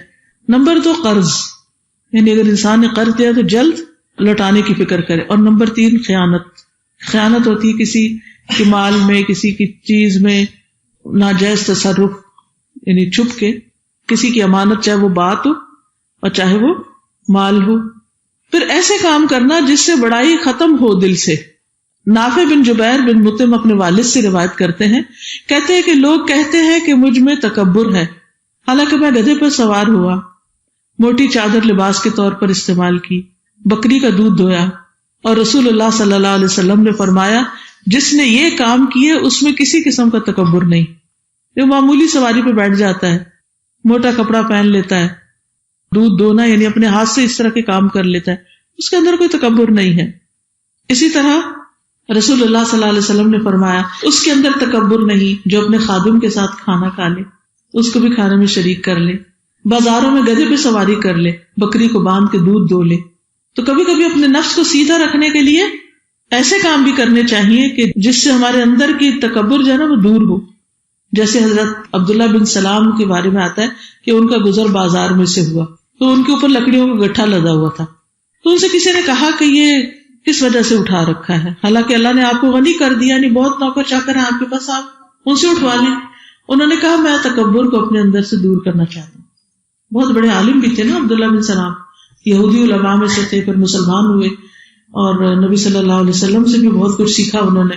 تو انہوں نے کہا کہ میں نے رسول اللہ صلی اللہ علیہ وسلم کو یہ فرماتے ہوئے سنا کہ وہ شخص جنت میں داخل نہ ہو سکے گا جس کے دل میں ذرہ برابر بھی تکبر ہوگا، کیونکہ یہ جنت سے محرومی کا ذکر ہے. متکبر خواہ فقیر ہی کیوں نہ ہو، اللہ تعالیٰ قیامت کے دن اس سے بات نہیں کرے گا اور اس کو پاک نہیں کرے گا. بعض لوگ تو کسی وجہ سے اپنے آپ کو بڑا سمجھتے ہیں نا، یعنی ان کے اندر کوئی کوالٹی ہوتی ہے، یا مال ہوتا ہے، یا حسن ہوتا ہے، یا کچھ.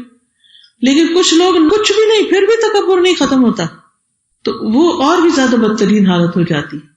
پھر انسان تکبر کے انجام کو یاد رکھے کہ قیامت کے دن اپنے آپ کو بڑا سمجھنے والے چیونٹیوں کی شکل میں اٹھائے جائیں گے، نیک اعمال ضائع ہو جائیں گے۔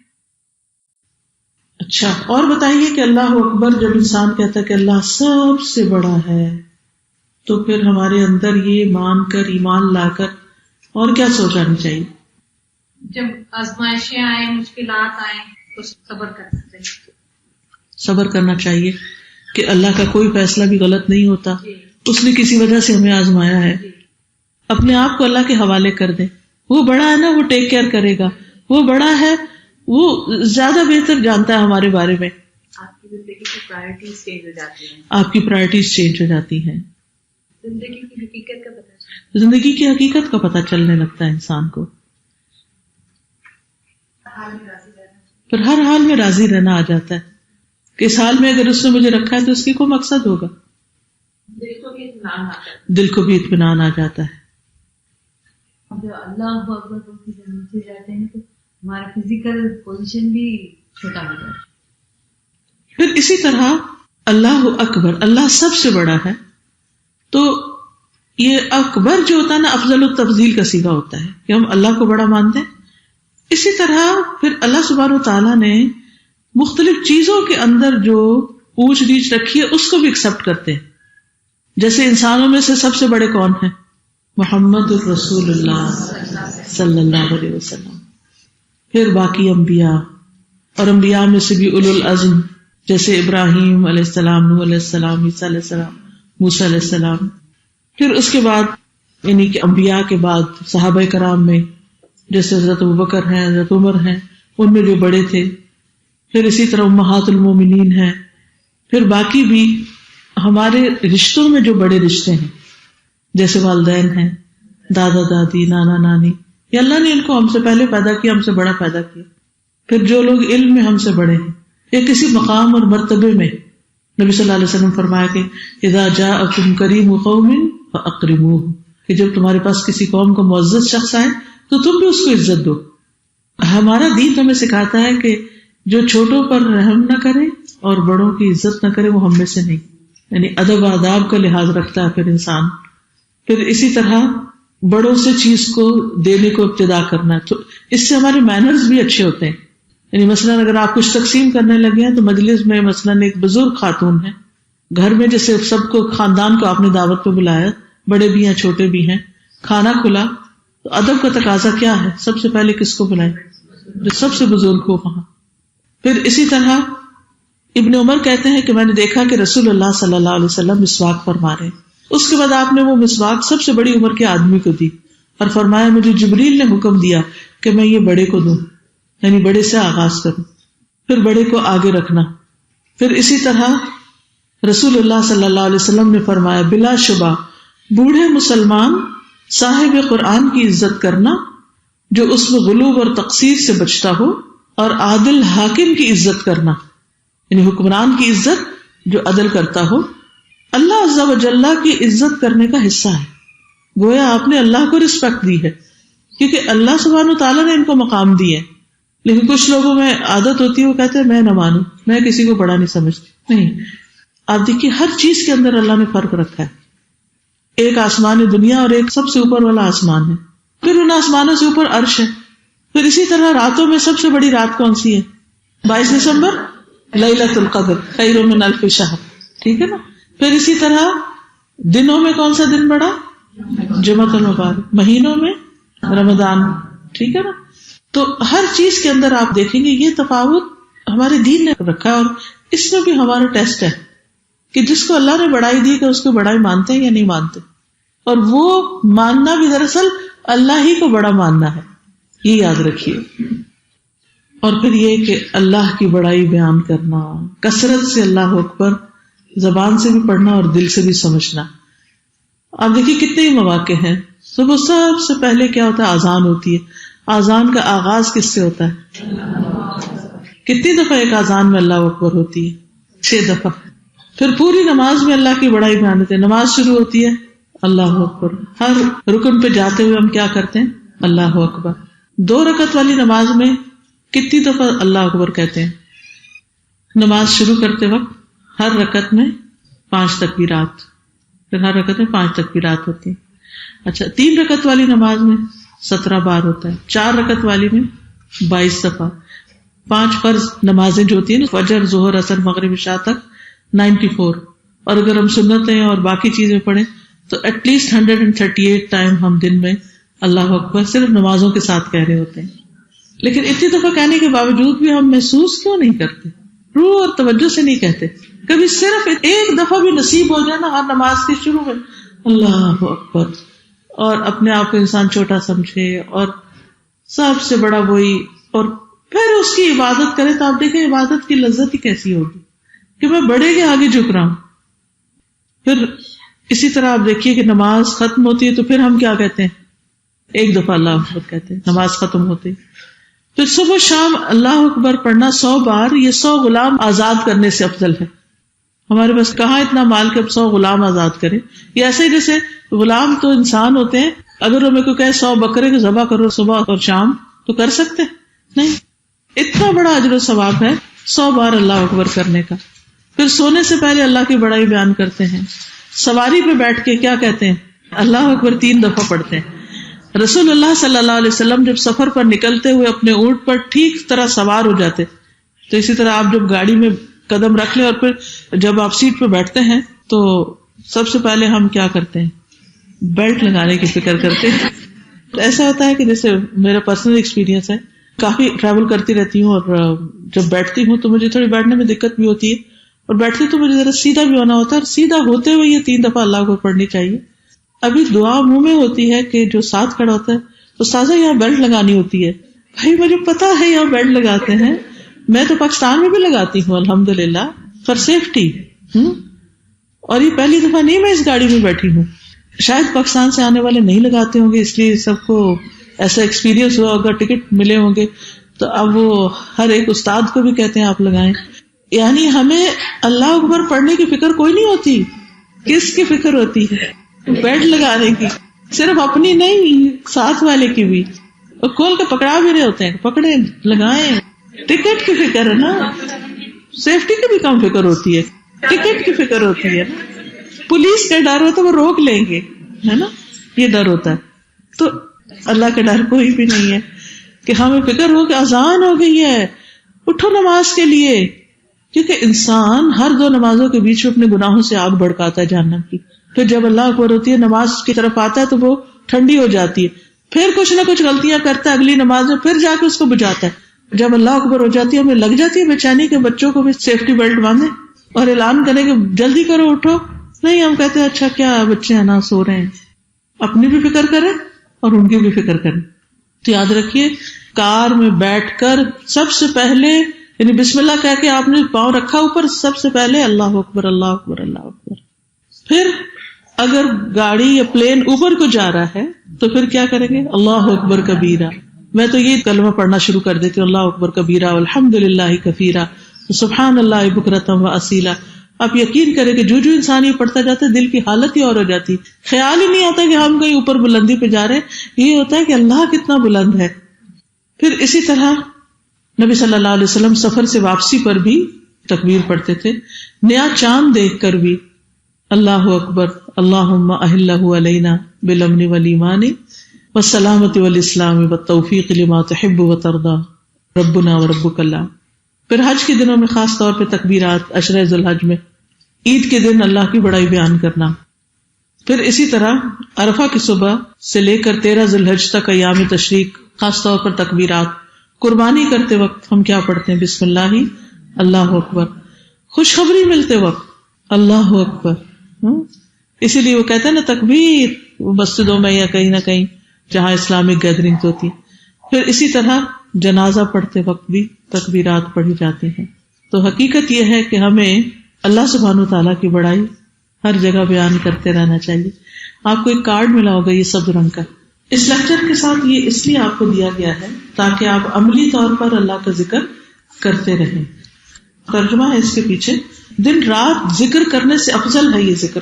اور یہ اتنا خوبصورت اس لیے چھاپا گیا کہ آپ کہیں بھی اپنے بیڈ روم میں، اپنے کلازٹ کے پاس، اپنے فریج پہ کہیں بھی لگا دیں جہاں پر آپ کی نظر پڑے اور ایک دفعہ کھڑے ہو کر اس کو آپ پڑھ لیں. اللہ تعالیٰ توفیق دے ہم سب کو. اس میں تینوں چیزیں ہیں، الحمدللہ بھی ہے، سبحان اللہ بھی ہے، اللہ اکبر بھی ہے. ٹھیک ہے. اب میرے پیچھے پیچھے آپ دہرائیں گے. الحمد للہ عدد ما احصا کتابہ، الحمد للہ عدد ما احصا کتابہ، والحمد للہ والحمد للہ ملء ما احصا کتابہ، ملء ما احصا کتابہ، والحمد للہ والحمد للہ عدد ما احصا خلقہ، عدد ما احصا خلقہ، والحمد للہ والحمد للہ ملء ما فی خلقہ، ملء ما فی خلقہ، والحمد للہ والحمد للہ ملء سماواتہ وارضہ، ملء سماواتہ وارضہ، والحمد للہ والحمد للہ عدد کل شیء،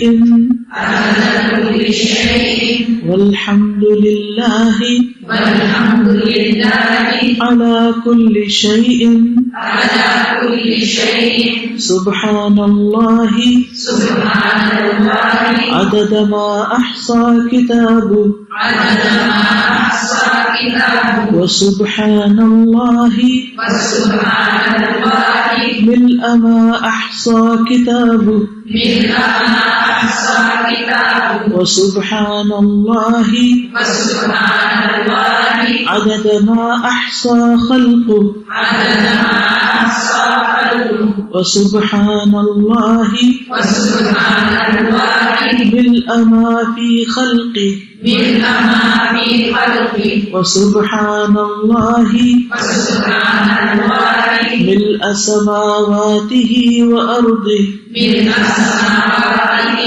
وارضہ، وسبحان اللہ وسبحان اللہ عدد کل شیء، عدد کل شیء، وسبحان اللہ وسبحان اللہ علی کل شیء، علی کل شیء، واللہ اکبر واللہ اکبر عدد ما احصا کتابہ، عدد ما احصا کتابہ، واللہ اکبر واللہ اکبر ملء ما احصا کتابہ، ملء ما احصا کتابہ، واللہ اکبر واللہ اکبر عدد ما احصا خلقہ، عدد ما احصا خلقہ، واللہ اکبر واللہ اکبر ملء ما فی خلقہ، ملء ما فی خلقہ، واللہ اکبر واللہ اکبر ملء سماواتہ وارضہ، ملء سماواتہ وارضہ، واللہ اکبر واللہ اکبر عدد کل شیء، عدد کل شیء، واللہ اکبر علی کل شیء. واللہ اکبر علی کل شیء. اللہ کی تعریف اس تعداد کے برابر جو اس کی کتاب میں شمار کر رکھی ہے، اور اللہ کی تعریف کہ جس سے ہر وہ چیز بھر جائے جس کو اس کی کتاب میں شمار کر رکھا ہے. لوح محفوظ میں جتنی چیزوں کو لکھ رکھا ہے وہ سب، اور اللہ کی تعریف اس تعداد کے برابر جو اس کی مخلوق نے گن رکھی ہے. ہم سب گنتیاں کرتے ہیں تو ان سب کے برابر اللہ کی تعریف. الحمدللہ اللہ کی تعریف جس سے ہر وہ چیز بھر جائے جو اس کی مخلوق میں ہے، اور اللہ کی تعریف جس سے ہر وہ چیز بھر جائے جو اس کے آسمانوں اور اس کی زمین میں ہے، اور اللہ کی تعریف ہر چیز کی تعداد کے برابر، اور ہر چیز پر اللہ کی تعریف.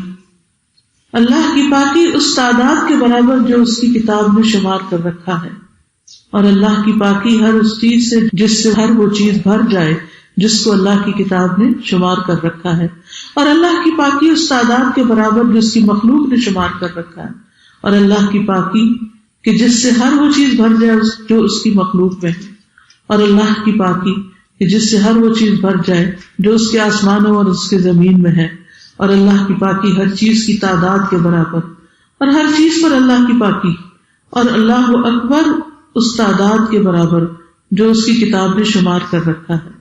اللہ اکبر کہ جس سے ہر وہ چیز بھر جائے جس کو اس کی کتاب نے شمار کر رکھا ہے. اللہ اکبر اس تعداد کے برابر جو اس کی مخلوق نے شمار کر رکھا ہے. اللہ اکبر کہ جس سے ہر وہ چیز بھر جائے جو اس کی مخلوق میں ہے، اور اللہ اکبر کہ جس سے ہر وہ چیز بھر جائے جو اس کے آسمانوں اور اس کی زمین میں ہے، اور اللہ اکبر ہر چیز کی تعداد کے برابر اور ہر چیز پر اللہ اکبر. واللہ اکبر علی کل شیء. کوئی اچھی چیز نظر آئے تو بھی کہ اللہ ہی نے بنائی، اللہ اکبر، اللہ ہی سب سے بڑا ہے. اور کوئی تکلیف ہو تو بھی یہ کہ اللہ ہی کے اذن سے آئی ہے، اللہ اکبر. تو اللہ کی بڑائی ہر حال میں، صبح و شام. ہم میں سے کوئی شخص ایسا نہیں کہ جس کی زندگی میں کوئی مسئلہ نہ ہو، کوئی رکاوٹ نہ ہو. کوئی نہ کوئی کام جو ہم کر رہے ہوتے ہیں تو اس میں رکاوٹیں آ ہی جاتی ہیں، اور اس پر ہم پھر پریشان بھی بہت ہوتے ہیں کہ اب کریں کیا. تو اس سلسلے میں یاد رکھیے کہ استغفار جو ہے، اللہ سے بخشش مانگنا جو ہے، وہ ان رکاوٹوں کو دور کرتا ہے. جو شخص اپنے مال کے لیے پریشان ہے، رزق کی طرف سے پریشان، جو شخص اپنی اولاد کی طرف سے پریشان، شادی نہیں ہو رہی یا بچے پیدا نہیں ہو رہے یا بیٹیاں اور بیٹا نہیں ہے وغیرہ وغیرہ، جن پہ بھی لوگ پریشان ہوتے رہتے ہیں، تو ایسی صورت میں انسان کو استغفار پڑھنی چاہیے. سورۃ نوح میں آتا ہے فَقُلْتُ اسْتَغْفِرُوا رَبَّكُمْ إِنَّهُ كَانَ غَفَّارًا يُرْسِلِ السَّمَاءَ عَلَيْكُمْ مِدْرَارًا وَيُمْدِدْكُمْ بِأَمْوَالٍ وَبَنِينَ وَيَجْعَلْ لَكُمْ أَنْهَارًا مَا لَكُمْ لَا تَرْجُونَ لِلَّهِ وَقَارًا. نوح علیہ السلام کہتے ہیں کہ میں نے اپنی قوم سے کہا فَقُلْتُ اسْتَغْفِرُوا رَبَّكُمْ، اپنے رب سے استغفار کرو، إِنَّهُ كَانَ غَفَّارًا، وہ بہت معاف کرنے والا ہے، تو تمہارے گناہ معاف کر دے گا، آسمان سے خوب بارشیں برسائے گا اور تمہیں مال اور بیٹوں سے مدد دے گا. وَيُمْدِدْكُمْ بِأَمْوَالٍ وَبَنِينَ وَيَجْعَلْ لَكُمْ أَنْهَارًا، اور تمہارے لیے نہریں جاری کر دے گا. یہی تو مسائل ہیں احکام انسان کے. تو اس کے لیے گناہوں کی بخشش پہ جتنی آیات تھیں اور جو احادیث ہمیں ملی، دعائیں، وہ ساری جمع کر دی اس کارڈ کے اندر. اور اگر آپ زیادہ پریشان ہیں تو روز پڑھ لیجیے، اگر آپ نہیں تو عام حالات میں بھی کہ اللہ تعالیٰ ہر رکاوٹ اور مشکل سے بچا. اور گناہ تو ہمارے ہوتے ہی ہیں، کیونکہ وہی جیسے کہ روایت میں آتا ہے نا کہ انسان کو ایک رزق دیا جانے والا ہوتا ہے، لیکن وہ کوئی گناہ کرتا ہے جس کی وجہ سے وہ رکاوٹ آ جاتی ہے، یعنی وہ رزق اس سے روک لیا جاتا ہے. تو اس لیے بہت ضروری ہے کہ ہم دنیاوی مسائل کے حل کے لیے بھی اللہ تعالیٰ سے رجوع کریں، ان چیزوں کے ساتھ کریں جو ہمیں نبی صلی اللہ علیہ وسلم نے سکھائی. ہم بعض اوقات خود ساختہ وظیفے اپنے اوپر 1000 بار پڑھو، 2000 پڑھو، 5000 پڑھو، آدھی رات کو پڑھو، صبح پڑھو، دوپہر پڑھو، اس طرح کی پابندیاں لگاتے ہیں جو اپنے آپ کو مشکل میں ڈالنے والی بات ہوتی. تو اس کی بجائے آپ کیوں نہ جو کچھ قرآن میں ہمیں دیا گیا ہے، سب سے سچی کتاب اور جو حدیث میں ہے، وہ پڑھیں. خود بھی آپ پڑھ سکتے ہیں، اور آپ کی ایسی دوستیں جو پریشان ہیں ان کو آپ گفٹ بھی کر سکتے ہیں، ان کو یہ بات بھی سمجھا کے جو اس وقت میں کر رہی ہوں. حدیث میں آتا ہے کہ انسان سب سے زیادہ قریب اپنے رب کے سجدے کی حالت میں، تو اس وقت انسان اپنے رب سے راز و نیاز کر رہا ہے، کیونکہ اس وقت کوئی بھی وہاں بات سننے کے لیے نہیں پہنچتا نا. یعنی یہ نہیں ہوتا کہ آپ سجدے میں پڑھ کے اپنے رب کو پکارے اور کوئی اور سن رہا ہو.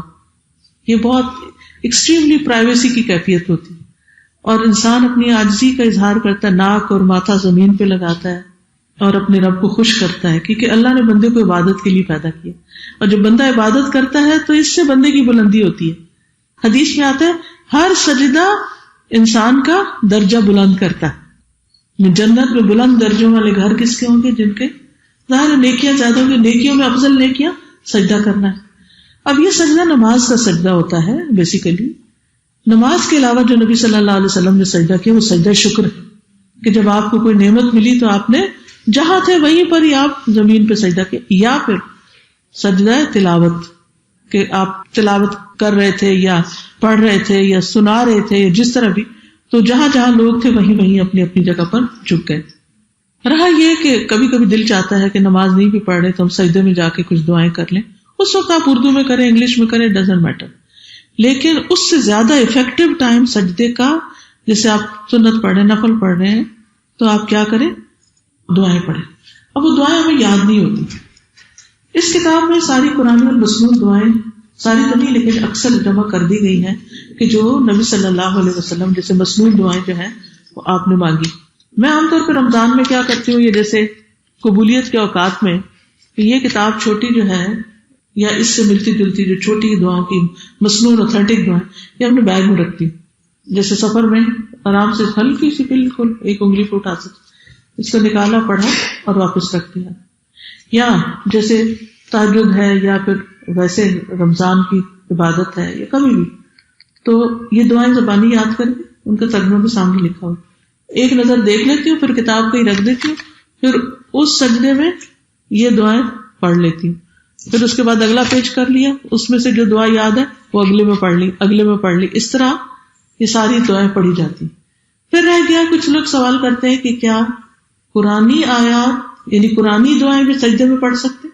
اس کے بارے میں قرآن پڑھنا تو سجدے میں منع ہے، لیکن اگر کوئی قرآنی دعا پڑھ رہے ہیں تو وہ دعا پڑھ سکتے ہیں. ٹھیک ہے، تو اس سے نماز میں خلل نہیں ہوتا. لیکن ویسے ہینڈی کتاب ہے، حج عمرے پہ لوگوں کو بانٹنی بھی چاہیے، دینی چاہیے، صدقہ جاریہ کے طور پر انسان کو فائدہ دیتی. اسی طرح لا تقنطوا من رحمت اللہ، کچھ لوگ سوئسائڈل ہوتے ہیں، کچھ لوگ اور اس طرح کی پریشانیوں کا شکار ہوتے ہیں، تو ان کو یہ دعاؤں کو چھوٹا سا کارڈ دیا جا سکتا ہے. اسی طرح توبہ کا ایک یہ چھوٹا سا کارڈ بھی ہے جس میں چند ایک دعائیں لکھی گئی ہیں. اور بیمار ہو اگر تو اس کے لیے یہ دعائیں ہیں چھوٹے سے کارڈ پہ، آیات شفا. اور یہ جو رقیہ شرعیہ ہے نا، آپ نے نام سنا کبھی؟ کس کے لیے ہوتا ہے رقیہ شرعیہ؟ نظر، جادو، جنات، شیاطین، سحر، یہ ساری چیزیں جو ہیں اس کے علاج کے لیے یہ رقیہ شرعیہ، اس میں قرآنی آیات بھی ہیں اور نبی صلی اللہ علیہ وسلم سے جو ثابت شدہ دعائیں ہیں. اگر کسی کو بھی یہ شک ہے کہ اس کو نظر لگی ہوئی ہے، حسد ہے، کچھ ہے، تو آپ اس کو نماز کے وقت یا خاص طور پر جیسے اذان کے بعد دعا قبول ہوتی ہے، آپ مسجد گئے ہیں، چپ کر کے بیٹھے ہیں، اذان ہو سنیں اور اس کے بعد کھول کے اپنے بیگ میں سے نکال کے اپنا سارا رقیہ پڑھ کے اپنے اوپر دم کر لیں. اسی طرح تہجد کے وقت اللہ تعالیٰ آسمانی دنیا پر ہوتے ہیں، بندوں کی طرح متوجہ ہوتے ہیں، تو اس وقت پڑھ لیں. تو انشاءاللہ بڑی سے بڑی جو مصیبت ہے بیماریوں کی، اللہ تعالیٰ اس کو دور فرمائیں گے. اسی طرح بہت سے لوگ آتے ہیں اور استخارے پہ سوال کرتے ہیں کہ استخارہ کیسے کریں، کیا کریں، کتنا پڑھیں، کون سی دعا پڑھیں. تو اس کی دعا بھی ہے اور اس کا پورا طریقہ بھی ہے، کب، کیوں، کیسے. تو یہ آپ خود بھی اور دوسروں کو بھی اس سے فائدہ پہنچا سکتے. ایک اور کتاب ایاک نستعین، صرف تجھ سے ہم مدد چاہتے ہیں. یہ کتاب بھی، اس میں جو ٹاپکس ہیں وہ بہت ہی بہترین ہیں کہ یہ چھوٹے چھوٹے مسائل جو ہمیں لگے رہتے ہیں نا، مثلا میت کی بخشش کی دعا ہے، بیمار کے پاس پڑھی جانے والی دعائیں ہیں، گناہوں کی بخشش کی دعائیں بھی اس میں کچھ ہیں، ساری تو نہیں جو اس کارڈ میں لیکن کچھ ہیں، مقبول دعائیں ہیں، دعا استخارہ بھی لکھی ہوئی ہے اس کے اندر. پھر اسی طرح نماز کے بعد کی کچھ دعائیں، پھر نظر لگنے پہ، جادو کے اثرات، جن، سوتے ہوئے اگر ڈرتے ہوں، پریشان خواب آتے ہوں، کوئی دشمن پیچھے لگا ہوا ہو، پھر اسی طرح کوئی بیمار ہو، پھر صبح شام حفاظت کے جو اذکار ہیں، یہ سارے اس میں. اور میں سمجھتی کہ ہر گھر کی ضرورت، وسوسوں کا شکار، اکثر لوگ مجھ سے آ کے سوال کرتے تھے کہ وسوسوں کی علاج کیسے کریں، تو اس کی بھی دعائیں اس میں موجود ہیں. ان دعاؤں کو بھی انسان کو یاد بھی کرنا چاہیے اور ہمیشہ اللہ سبحانہ تعالیٰ سے ہی مدد لینی چاہیے. اسی طرح اللہ تعالیٰ کے ناموں کا کارڈ ہے یہ. پھر رسول اللہ صلی اللہ علیہ وسلم کے معمولات اور معاملات کیا ہیں، ساری نبی صلی اللہ علیہ وسلم کی سیرت سے ہمیں فائدہ اٹھانا چاہیے.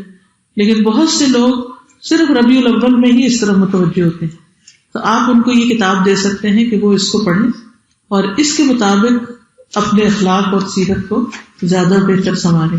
پھر اسی طرح یہ پروٹیکشن کی دعائیں ہیں، پھر یہ نظر اور تکلیف کی دعا ہے، پھر تسبیح پڑھنے کے فائدے، یہ جو آج سبحان اللہ الحمدللہ، اس کی اور بھی ورژنز ہیں اور اس کے فائدے قرآن مجید میں آتا ہے.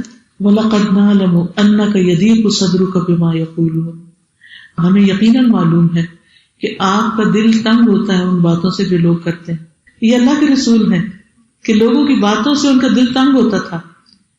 ہمارا بھی تنگ ہوتا ہے جب کوئی بلا وجہ تنقید کرے، خواہ مخواہ کی بات کرے، کوئی ایسی بات کر جائے جو دل کو پریشان کر جائے. اس کا علاج تسبیح کرنا ہے.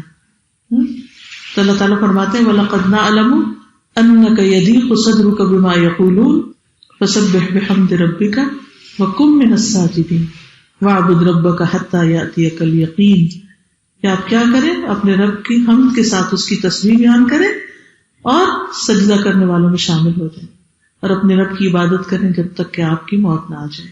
اس سے پتہ چلتا ہے کہ تسبیح جو ہے وہ انسان کو بہت فائدہ دیتی ہے. تو جب دلوں کی تنگی ہو تو اس کی تسبیح کرے. پھر انسان کو یہ ڈر رہتا ہے کہ جو نعمتیں اللہ نے مجھے دی کہیں چھن نہ جائیں. کبھی کہتا ہے کسی کی نظر نہ لگ جائے, کبھی کچھ کبھی کچھ. قرآن مجید میں آتا ہے لئن شکرتم لأزیدنکم, اگر تم نے شکر ادا کیا تو میں ضرور تمہیں زیادہ دوں.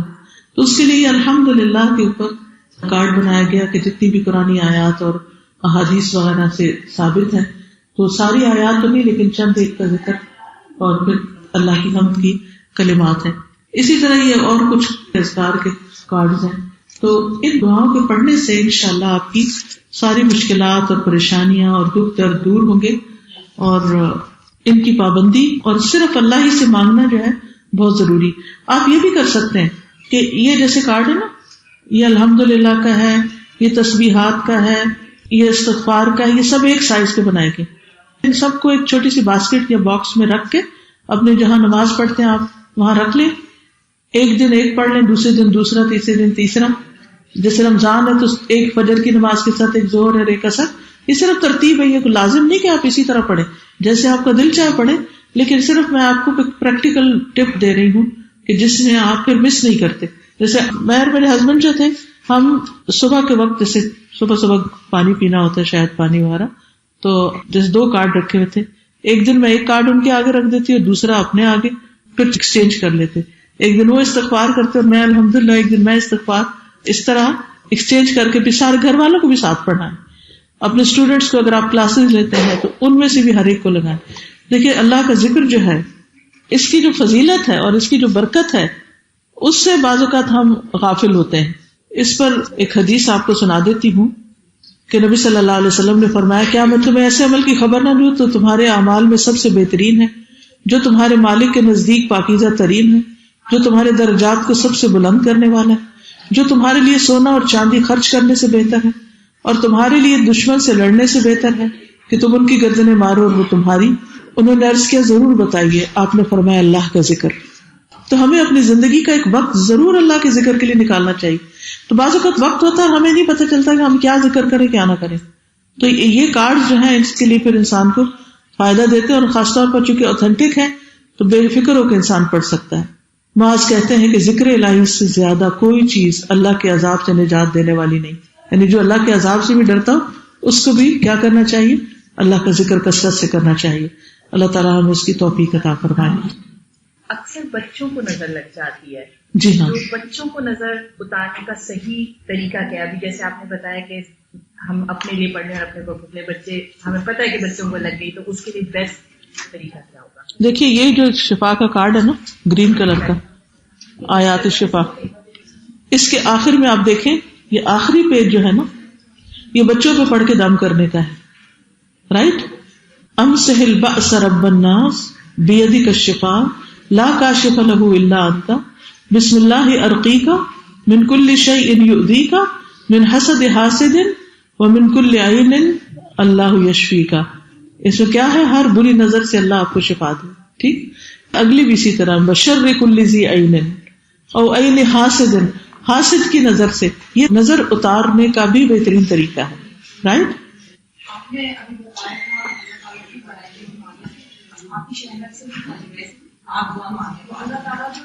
اللہ تعالیٰ اتنا پرفیکٹ ہے کہ وہ اپنے عرش پر ہوتے ہوئے بندے کے دل کے حال کو بھی جانتا ہے. یعنی منہ سے نکلی ہوئی بات تو دور, وہ سب سے زیادہ قریب بھی ہے. جیسے قرآن مجید میں آتا ہے, اذا سألک عبادی انی فانی قریب, جب میرے بندے آپ سے میرے بارے میں پوچھے تو آپ بتا دیجئے میں قریب ہی ہوں, یعنی میں ان سے دور نہیں ہوں. اجیب دعوت الداعی اذا دعانی, میں جواب دیتا ہوں پکارنے والے کی پکار کا جب وہ مجھے پکارتا ہے, یعنی میں اس کی بات سنتا ہوں. حضرت عائشہ کہتی ہے کہ ایک عورت اپنے شوہر کی شکایت لے کے نبی صلی اللہ علیہ وسلم کے پاس آئی. وہ گھر کے ہی ایک کونے میں آپ سے بات کر رہی تھی اور مجھے نہیں سمجھ آ رہی تھی کہ کیا کر رہی ہے. اللہ تعالیٰ نے قرآن پاک میں اس کے بارے میں آیت نازل کی, قد سمع اللہ قول التی تجادلک فی زوجہا, کہتی کہ سبحان اللہ, اللہ تعالیٰ نے عرش کے اوپر اس کی آواز سن لی اور میں گھر کے کونے میں بیٹھی تھی تو نہیں سن پائی. تو اللہ تعالیٰ عرش پہ ہوتے ہوئے بھی کوئی چیز اس سے رکاوٹ نہیں کہ وہ ہماری بات سنے یا ہمیں تسلی دے یا ہمارے اوپر خبر رکھے یا نظر رکھے. یعنی اللہ اپنے علم کے ساتھ, اپنی حکمت اور اپنی سماعت اور بصارت کے ساتھ قریب ہے, یعنی اس کا مطلب نہیں کہ ہمارے ساتھ بیٹھا ہوا ہے، یہ نہیں سوچنا چاہیے، اس کو قرب محسوس کرنا چاہیے.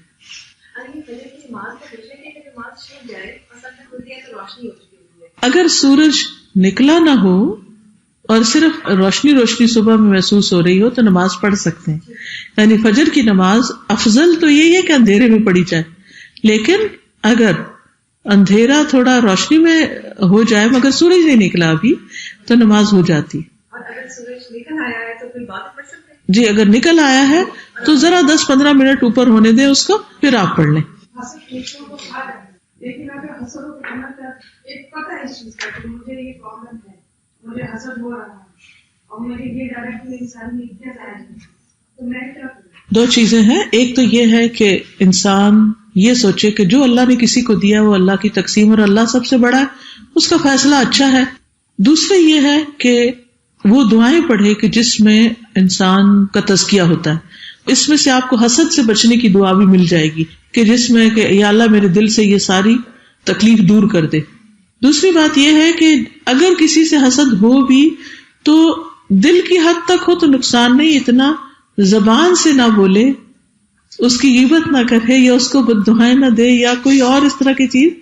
اور ایک اور تیسری چیز یہ کہ انسان کہے کہ یا اللہ تو نے اس کو دیا تو مجھے بھی عطا کر. اس تکلیف کو دعا میں بدل لے، اس شدت سے دعا کرنا شروع کر دے. جب ہمارے دل میں تکلیف ہوتی ہے نا تو دعا میں بھی شدت آ جاتی ہے اور پھر انسان زیادہ متوجہ ہوتا ہے اللہ سبحانہ وتعالیٰ کی طرف.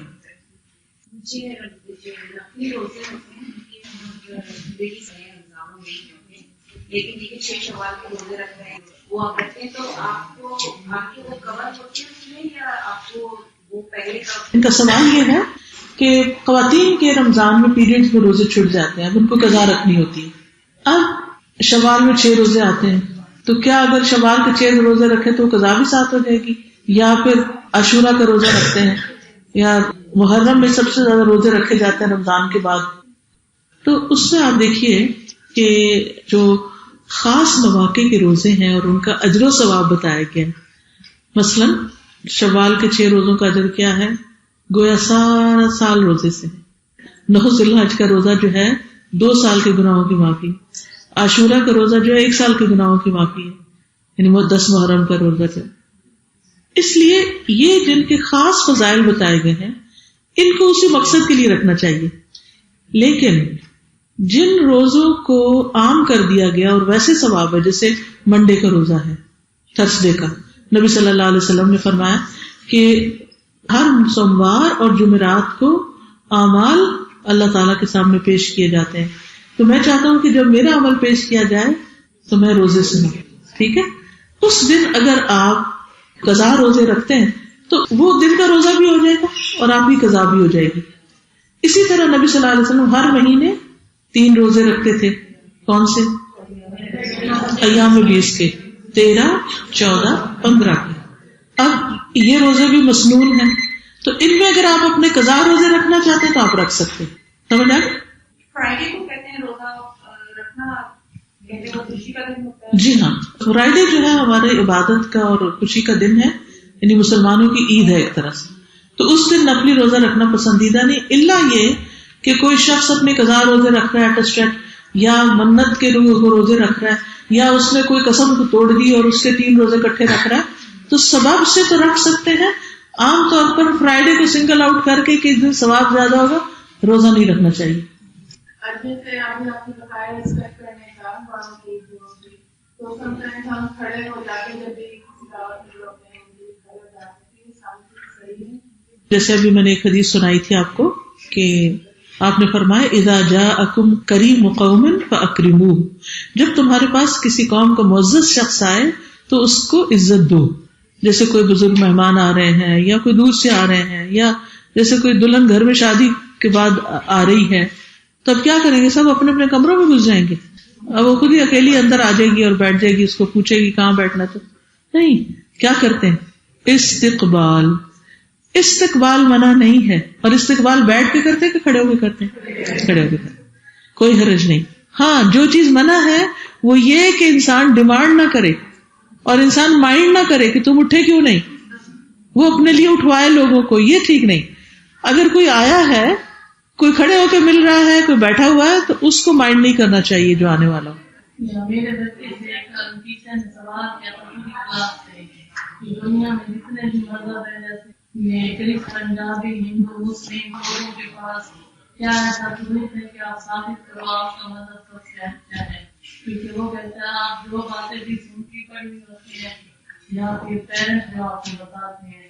تو اس کے بعد بچے نے یہ سوال کیا کہ وہ کوئی ایسی چیز ایسی جو ہمارے مذہب میں ہو جس سے ہمیں لگے کہ ہمارا مذہب بہت مضبوط. سب سے پہلی بات تو یہ ہے کہ کسی بھی مذہب کی بنیاد تاریخ پر ہے نا، تو وہ تاریخ صحیح بھی ہو سکتی، وہ تاریخ صحیح نہیں بھی ہو سکتی، لیکن ہمارے مذہب کی بنیاد جو ہے وہ قرآن اور سنت پر ہے. قرآن کے بارے میں صرف مسلم نہیں، نان مسلم بھی مانتے ہیں کہ 1400 سال سے یہ کتاب نہیں تبدیل ہوئی، جیسے تھی ویسے ہی ہے. دوسری بات یہ کہ اس میں بہت سی ایسی باتیں لکھی ہوئی ہیں جس سے یہ پتہ چلتا ہے کہ یہ کسی انسان کی بنائی ہوئی نہیں. خود یہ کتاب کہتی ہے کہ اگر تمہیں اس کے بارے میں شک ہے تو اس جیسی ایک صورت ہی بنا کے لے آؤ.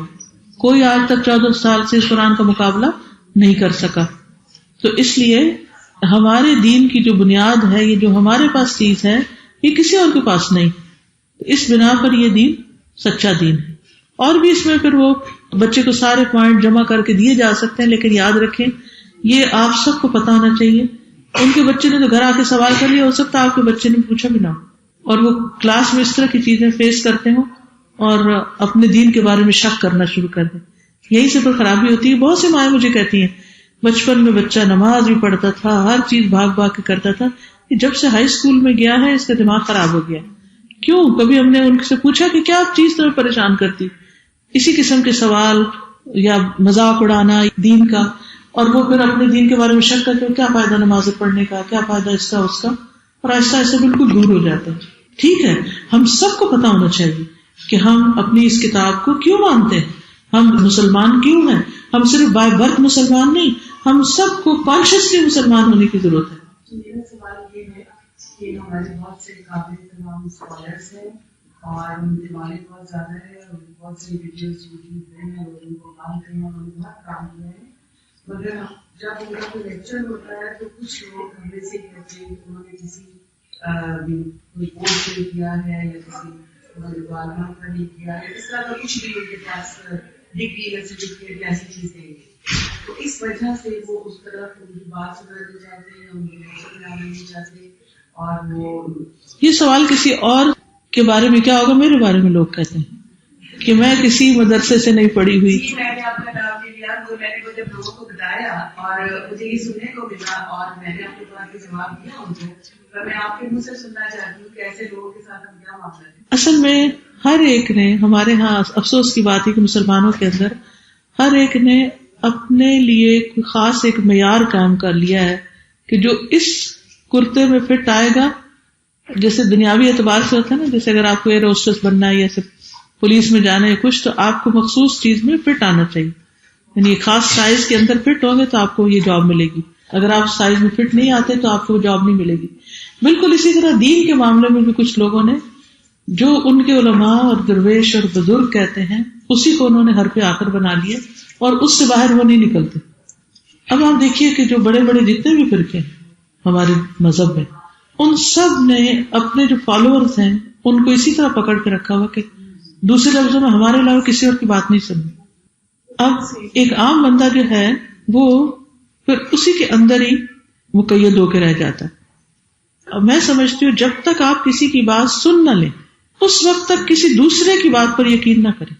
ویسے میرا ہی معاملہ، جو لوگ آئے ہو سکتا ہے آپ میں سے اوروں نے بھی یہ بات سنی ہو، آپ آئے ہیں اس وقت تک میں آپ کو جو کچھ بتا رہی ہوں وہ کیا میں اپنی باتیں بتا رہی ہوں یا احادیث اور قرآن کے ریفرنس سے بتا رہی ہوں. میں نے اس طرح کے اشتہار نہیں دیے ہوئے کہ میں نے اس سے پڑھا، میں نے اس سے پڑھا.